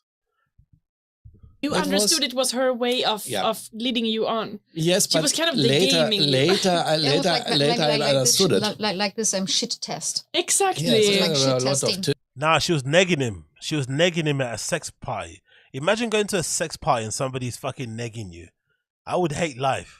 Somebody's negging you at a sex party. That should be the one place where people probably put away their, those nonsense things like games and shit and just be real with each other. And somebody's negging you. Shit test. Yeah. And so it was a big training for me. Yes, it was good. It was. I felt really good, and it was a. It was like a success. It was a success really, story. and it was a new experience at all. It was a firstie for me, and so it was great. But we were only. He must have come so much. Downside, not upside, downstairs. Downstairs is a normal dancing floor, and upside you have a lot of sex and so on. More beds. And so we were only downstairs, but it was great for me. It was a really great experience. And I talked to her because, well, I couldn't lose anything. And maybe I think it was interesting for you. And well, it was funny because, like I said back then, I mean, I was had a lot of adventures and stuff, but I never went to a sex club. But when he told me about the Insomnia, I was like, in that second, I was like, okay, can I come?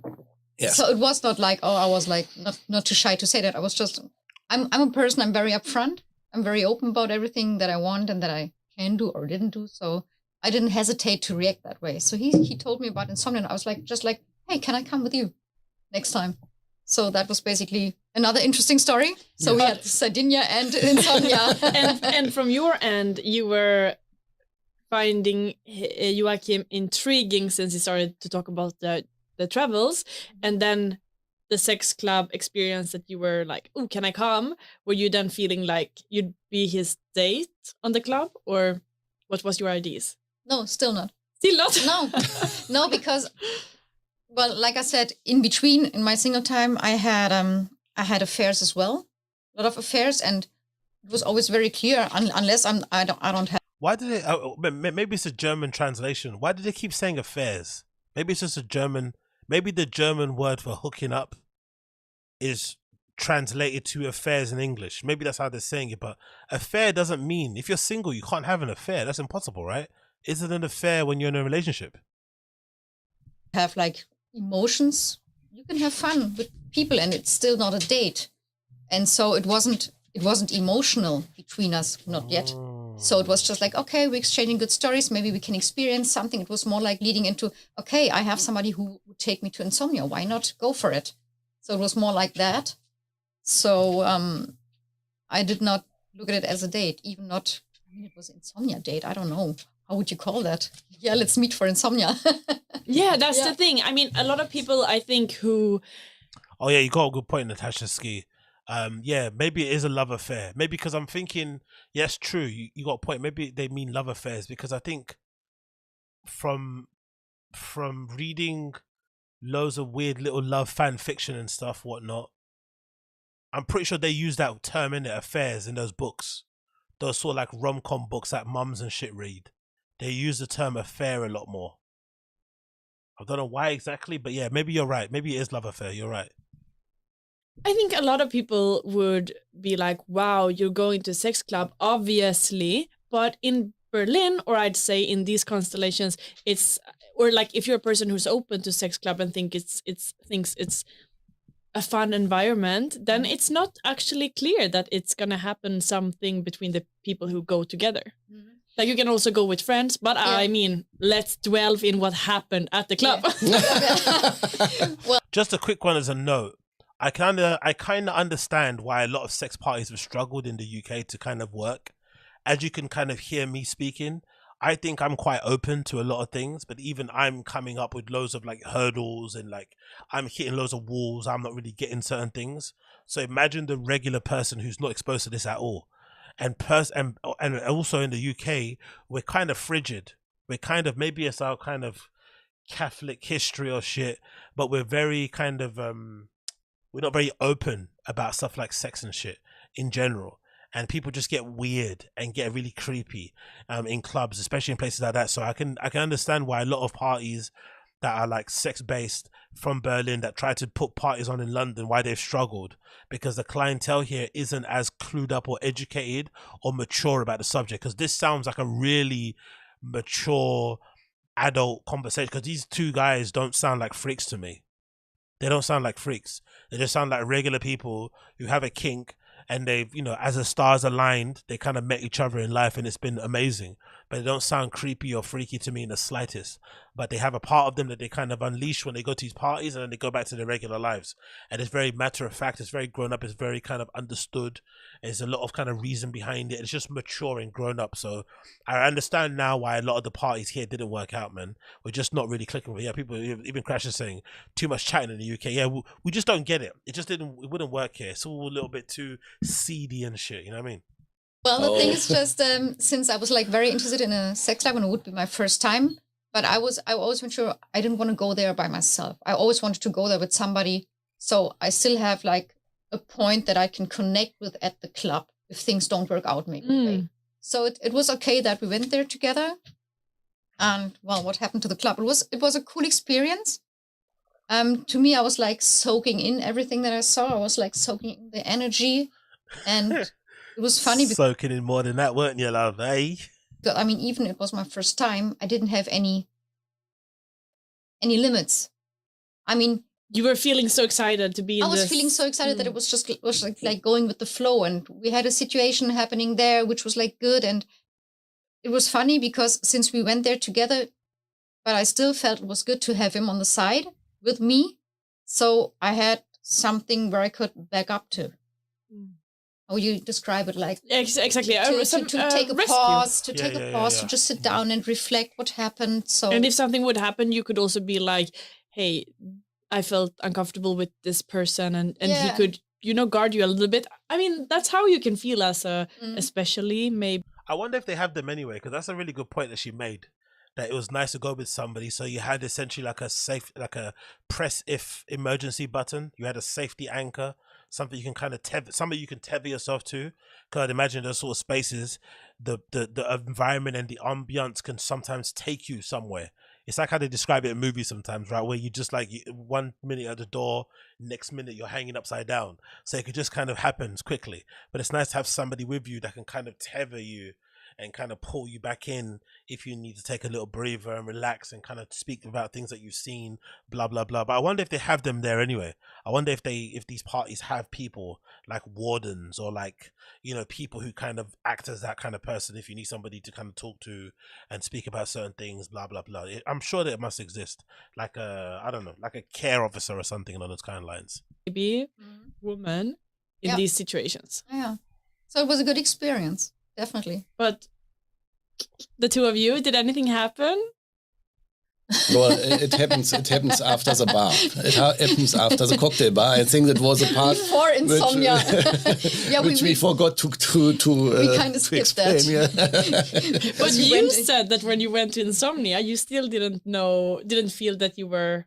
No, it was still not a date. No. So for me, not because you were having a lot of sex with friends, I guess. Yeah, it was just like more like an sexual adventure. Yeah. Yeah. Still. Yeah. So after the maybe to go one day back after the bar, he drove after the bar, which was like a successful evening. He drove me home, and maybe we skip that for the for other parts. No, yeah, we already had our first, let's say, encounter after the bar, and it was. Don't you find that interesting? They're very open. They have this amazing polyamorous relationship, and they're very quick. You're obviously sexually liberated, but they get very shy and very coy about sharing what they actually got up to. Like, what happened? Did you guys fuck? Yay or nay? Suddenly, start climbing up at little schoolgirls. That's interesting, isn't it? You'd think there'd be a lot more like, yeah, this happened, that happened, that happened. Now, like, we had an encounter. We touched like adults. Success. Yeah. Otherwise, there wouldn't have been a second meeting. Who knows? Maybe it could be like, but still, I like this person. You never know. There was a first encounter. Yes, great. Yeah. And when he picked me up, I think 2 days later to go to Insomnia before, so he came up, he picked me up. So it was another encounter before Insomnia. And so we know each other a little bit in that evening, and it was the first trust we have. Small trust, but it was the first trust, and so I could be care of her. Take care of her in the club. Of course, as a man, I think it's my task for her at the first time in such a sex club, and that's okay.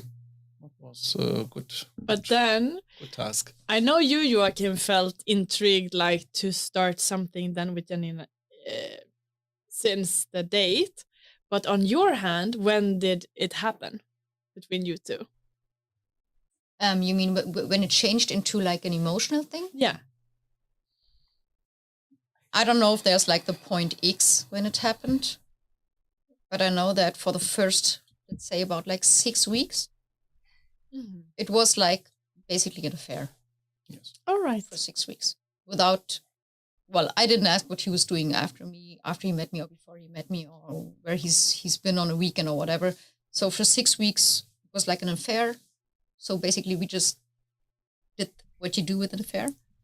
And then I think there was the point where like we're like, hey, we get along quite well and we can talk with each other.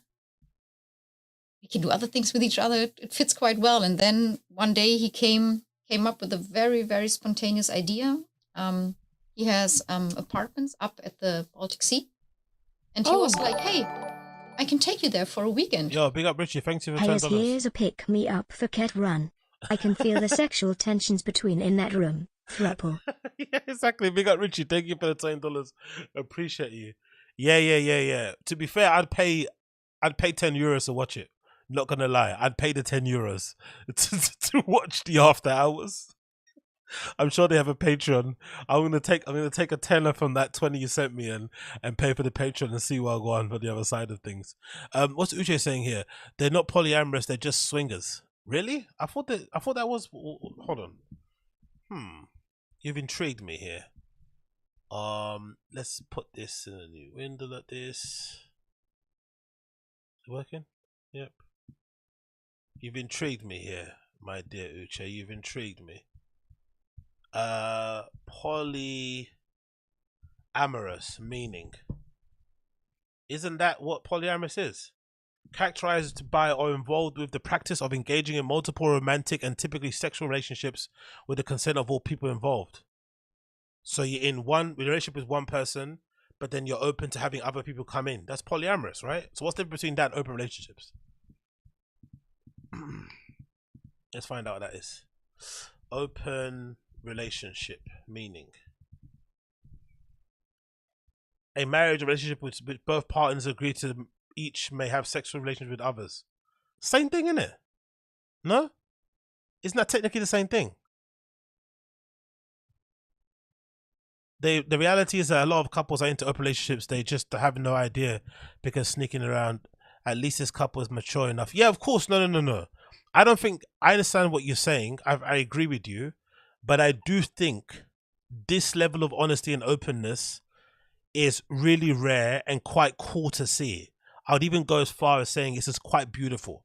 Even though it's not for me in the slightest, I do like seeing people who have maybe figured it out.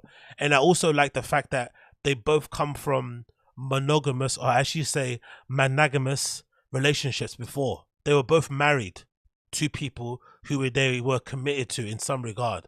I like that about them. Like they went down the conventional route. They were freaky in that convention because she said, the woman said herself in her marriage, she was very sexually liberated and they had a lot of fun with her husband and stuff, but she just felt a bit bored. It was a bit samey. She just wanted a bit more fun. So they lived a regular life, but they also wanted to explore other things. So I do like that about it. It didn't just start strictly from like a freak shit. It went from like, no, I went the conventional route, then I realized conventional route isn't for me, and then they went to explore other things. I kind of like that with them, to be completely honest. And then yeah, and oh yeah, let's just swing. You said swingers. Let's say what swingers mean. Swingers meaning. Swingers, a lively and fashionable person who goes out a lot to social events. Person engaged in groups. Okay, cool. Yes, that's what I think of swinging. I do think of social events, right? I remember in the UK we had this thing. What did you have this thing in the UK? I don't know if you had it in other countries. I'm sure you did. It's like a thing in the UK. It was like, what's it called? Was it called like tailgating or what's it called? Like, it was something involving cars where basically there was these parks around the UK where you'd go with your car and you'd get in your kink wear, wherever you went to wear. If you're a woman, you put your lingerie on and shit, and you'd have your lights on, and then people would pull up and like they just like get in your car and you'd have at it and stuff. So it was like a weird, I don't know, it was like cruise. It's like what gay guys do when they go in cruise, but it was like in cars in parks and shit. I forgot what the name of it was called, but it was very popular around like I want to say like the 80s and shit for a reason. Like 70s, 80s was kind of popular a lot. It was a big thing in the UK. I don't sure if it happens anymore. That's it, dogging. That's it. Thank you. You know it, dogging. Yes, that's the term, dogging. Yeah, it was a big thing in the UK. I don't know why that was a thing, to be honest. Maybe because sex clubs don't exist here, but dogging was super popular in the UK, man. People were super on dogging. Yeah, turning up to like parks and car parks and cars, turning your lights on and shit. I don't know, weird stuff around it. But yeah, let's continue. I was like, what? You would take me for a weekend to the Baltic Sea? And I was like, really? Yeah, and so that was like after about 6 weeks, that was when we spent like the whole weekend. For the first time, we spent a whole weekend together at the Baltic Sea. Though we didn't see a lot from the outside, but... Oh, it was great. Yes. Yeah, it was great. Well, that's our story, yes. That's our story. So maybe that's when it like somehow started switching. And I remember like, 4 weeks later, he said something like, okay, let's go like, how do you say Schlittschuhlaufen? Ski? Ice? Yeah, skiing. I don't know. Ski? What? Schlittschuhlaufen. I don't know, but it sounds great. Yeah, okay, we went Schlittschuhlaufen. And he was like, okay, let's bring the kids. I was like, what? Yeah. Richie, sharing is caring, brother. Sharing is caring. Sharing is caring, man. No. Well, I was like the one saying no because he had a daughter, I had a son. I was like, no, why bring the kids in? This but they already knew each other a little bit. Yeah. No, it was the first time. And I was like, no, this is not like the family and kids thing. But didn't they meet when you were in language school? Yeah, okay, yes, they met there, but that was like really like... Briefly, all right. Briefly only. So they didn't know that we had... Please don't get weird. Please don't tell me the kids are hooking up with each other now too. Please don't get too weird. Please don't get too weird. Please. had like met again. Okay, in okay, person. okay. I see. No, so that was like when I felt like really, I was like a little bit backing away because I was like, nah, this is not going to be like a kids family thing. No. And he insisted. So we did it. And it was fun. Like everyone got along. Yeah. Yes. Yeah. Hold on, are they saying their kids hooked up as well?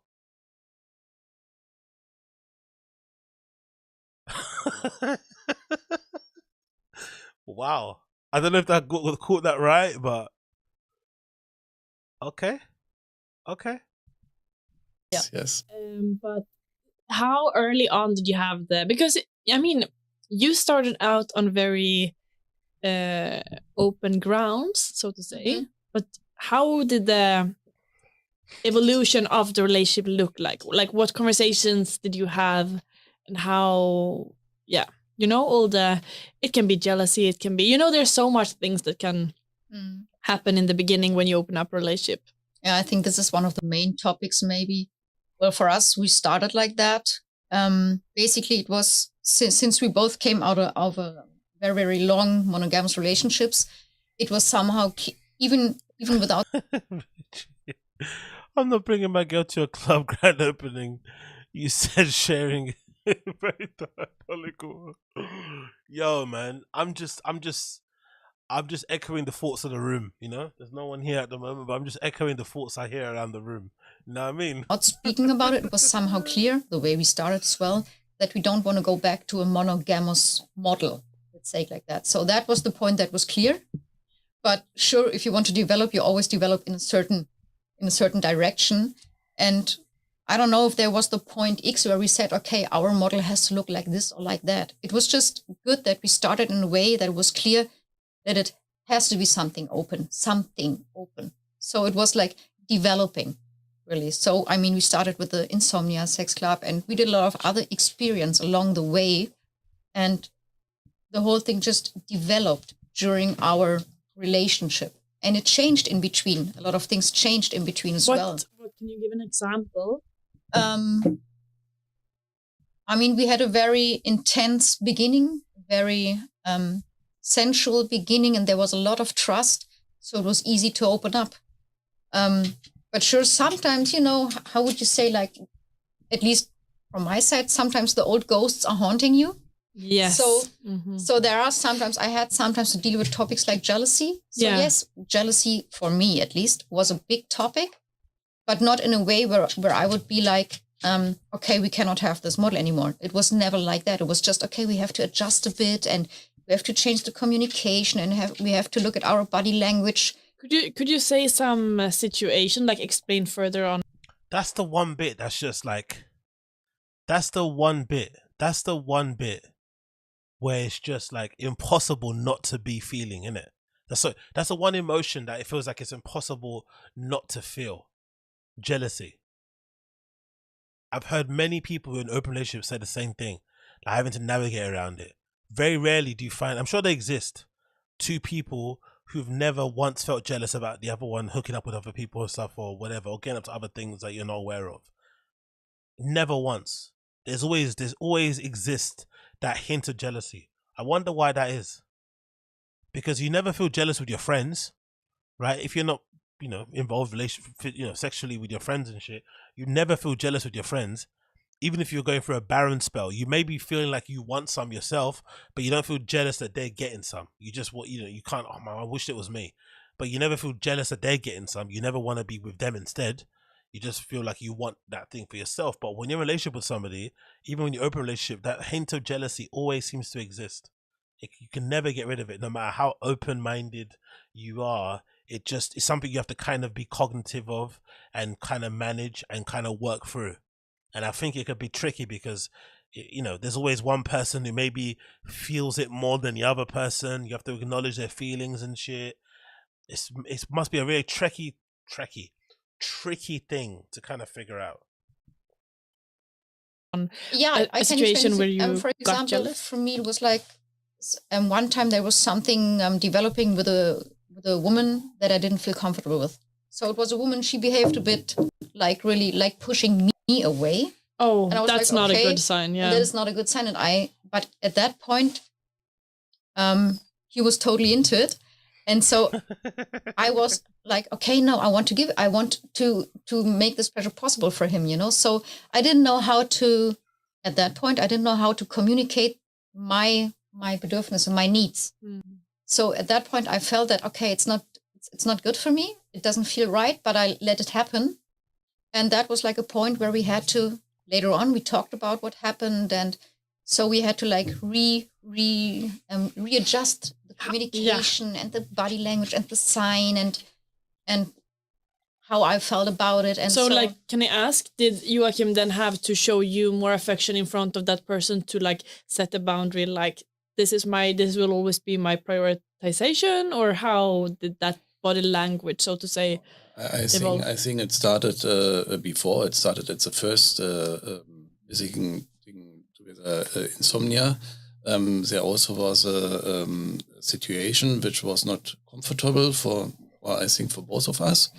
And of course, we spoke after the club. We spoke about every situation, and we told each other, how do you feel? Was it great for you, or was it not great? And so we heard from each other, which was good and which was not good. And of course, we talked together.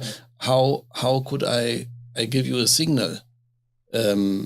Next time, maybe a non-verbal or maybe also a verbal signal, but because if I don't hear or if I don't feel the signal, of course, then she has to say stop, and I had to give her the possibility to say stop, because she felt not comfortable to say stop and stop and stop and stop, but also I have to give her the possibility. I have to give the possibility to say, okay, that's too much, please stop. I always call it the right for a veto. Yes, of course. Unless you don't use it too often and use it every time and use it in order to protect yourself from maybe being hurt or something. I mean, use it wise, let's say it like that. Maybe. And we spoke very deeply about the situations. We spoke about our feelings. And we spoke about our thinkings.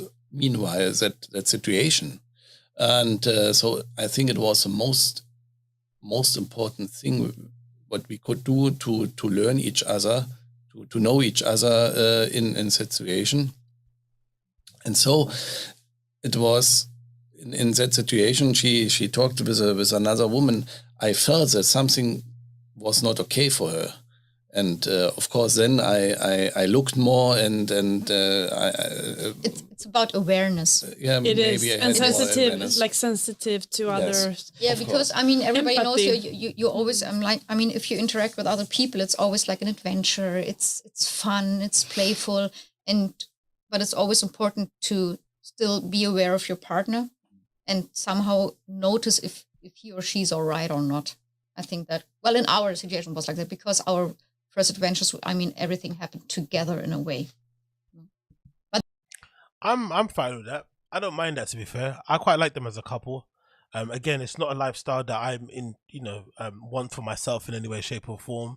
But I am fascinated by people who do make it work, and even more fascinated with these people who seem to be adults, because the people that I seem to encounter who live this sort of lifestyle are usually trendy, hipster, techno type of people who usually are kind of just, exploring their sexuality and having a bit of fun, really.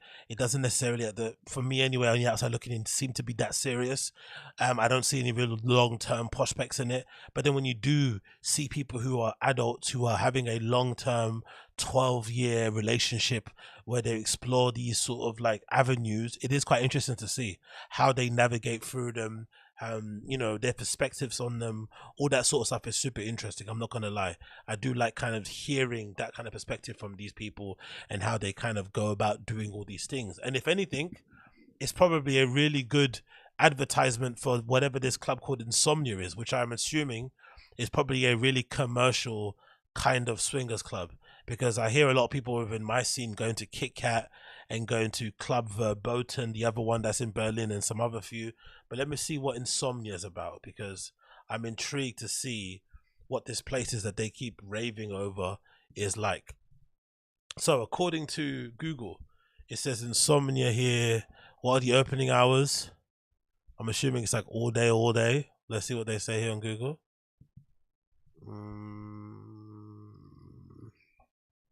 Opens at 8 p.m. It says here.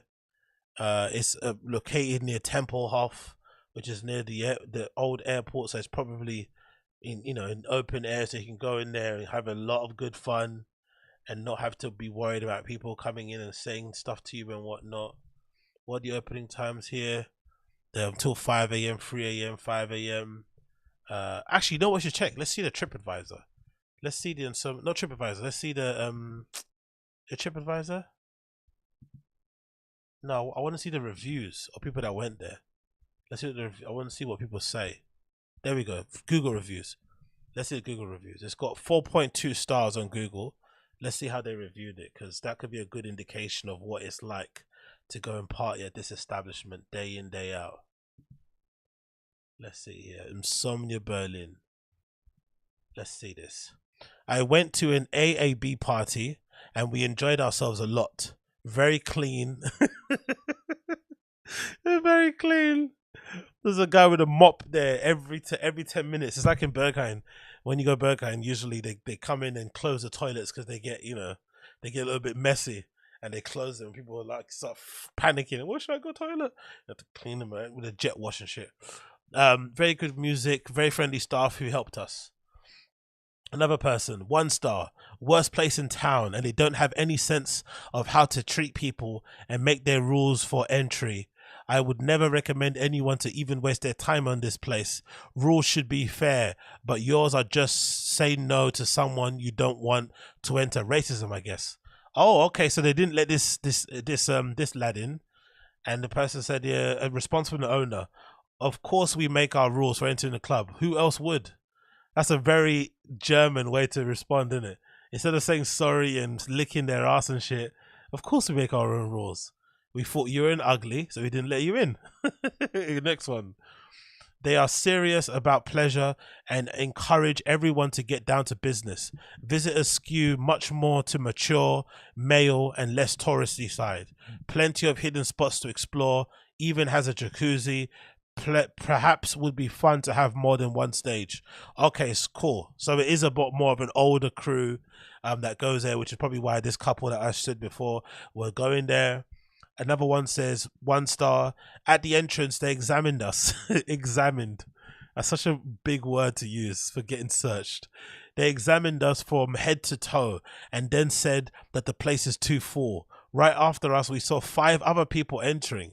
We don't have a problem with you saying that you don't fit the place because of who we are or where we're from, but don't underestimate our intelligence. That's the one thing about Berlin that I think people will never ever get to grips with, and that's why it probably makes it one of the most interesting party cities to go to. They have this thing that they do where they have door pickers, where they legitimately say, like most clubs, most bars even, where they say yes, no, yes, no. So it doesn't matter how much money you have, or if you can pay for a ticket, or if you have a ticket, there's somebody on the door who selects and chooses who's allowed to come in. And the door pickers, sometimes security, take their jobs very seriously. And they kind of treat it like it's their house. Like they have it. Sometimes they'll say that as a no. They'll be like, not tonight, or they'll say, no, I'm not letting you in my house, or something like that, those kind of things. So for somebody who comes from a place outside of Berlin, where clubs are just about you giving the person money and then you're walking in, it's a bit of a mindfuck to get used to. Somebody saying no to you to go to a club, like not because it's full, just because they don't want you to come in. They say no, you don't fit. And then they tell you to go over, and then you see other people going in. It can be really hard to get your head around. It's just a difficult concept. So even more so, I can imagine in a sex club, because that's really judgmental. You feel like you're getting judged. You take it super personal. The reply from the venue: hello, please do not infer your state of intelligence from an observed action. This is a translation, by the way. There can be all sorts of reasons why others come in. Maybe there were 2 parties, one full and the other not yet. Maybe they were DJs or show people. Maybe the outfit didn't fit. Maybe the male and female ratio wasn't optimal. Maybe you just didn't fit our special party, etc. I'm sorry if you were disappointed, but maybe you should take a look at our program again and see if you like anything and give us another chance. Wow, I love this response from the owners. They're not trying to suck their dicks. They're not trying to be too, whatever that people do when people complain, and they're just being matter of fact. I like the replies. Misandrist, don't bother going here if you're a male, even though that's where most of their money comes from. So the single guys that go in there wanting to jack off in corners are upset. I've been a few times and never turned away because I know one of the organizers, but they're turning away men so often. So hold on. You go there all the time, you get turned away once, and then you give them a 1-star review. Come on, brother. Don't go where you are not wanted. Another person. Hello. Most of our money does not come from men. It comes from couples. And that's just as well. There was always much more men than women couples. Of course, our rejection quota for single men is also very high. If you're in and see the pleasant ratio of males to female, rejoice. Okay, so they're saying that the reason why we select less male men to go single is to make it a good vibe. And once you're in there, you know why we do it. You're standing outside the box. There's less nice, but less not necessary. They are not racist, and it's not enough to criticize them negatively. I respect the policy of the place. You must respect it and stop the nonsense. Only you want to go there, register online. The place is clean. The staff are kind, and I hope I can work there even for free. Just help them.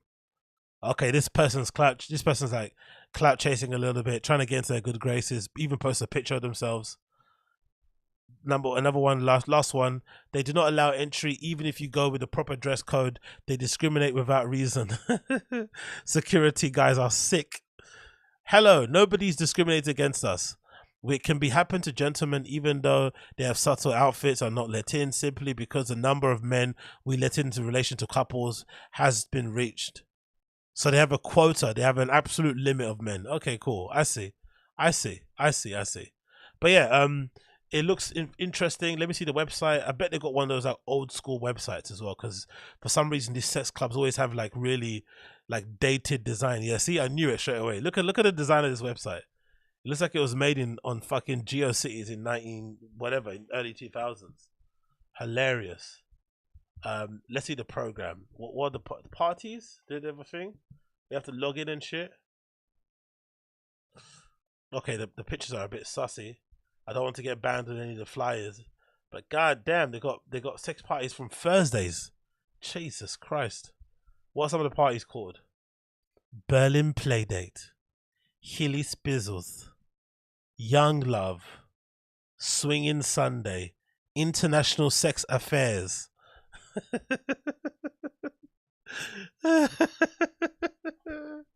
This is wild. What's that? Mango Viscoso. I don't know what that means. Kinky cuddling. Okay, cool. Let's go back. I don't want to get banned and taken off of flipping YouTube. But yeah, oops.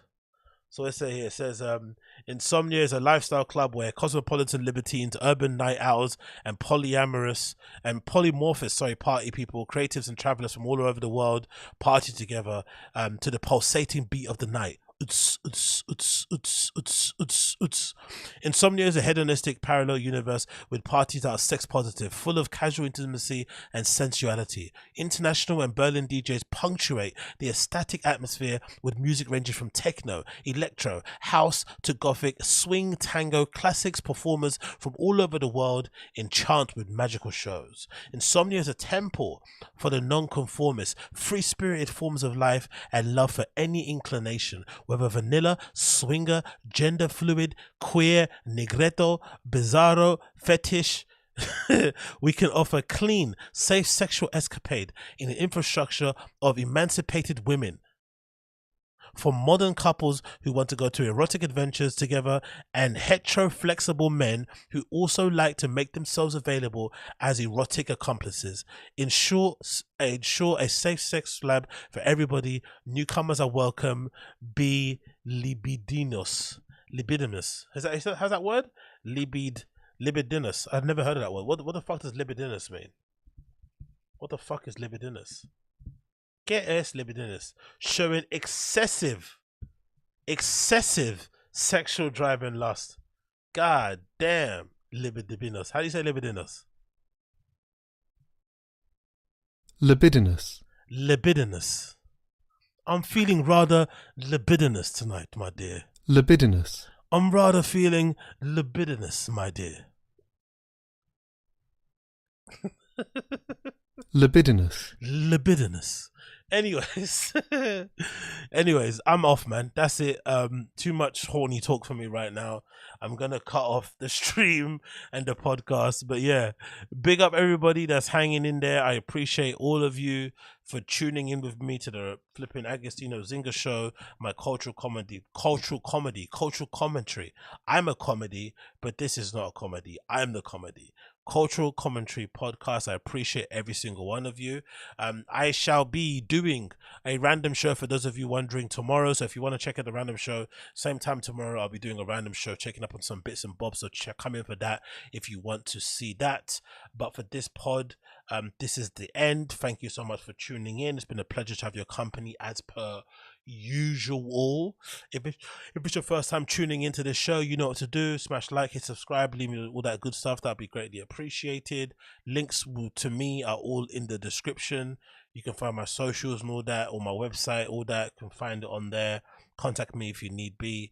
That'd be greatly appreciated. But until next time, if you are going to be here again, if you listen to the audio podcast, you'll hear my tune of the day. If you're not listening to the audio, you won't hear tune of the day. It's just going to cut off and you're going to be upset and up and crying. So make sure you subscribe to my audio podcast as well. It's available where all podcasts are, so you can find it on Spotify, you can find it on iTunes, you can find it on Google and all that malarkey. Don't delay, do that. Cool. And also I'm going to be doing the random show and putting it up on the stream as well, but make sure you subscribe to my podcast. If you want to hear the tune of the day, you can find it on there. But thank you so much for coming in and hanging in with me. It's been a pleasure to have your company as per usual.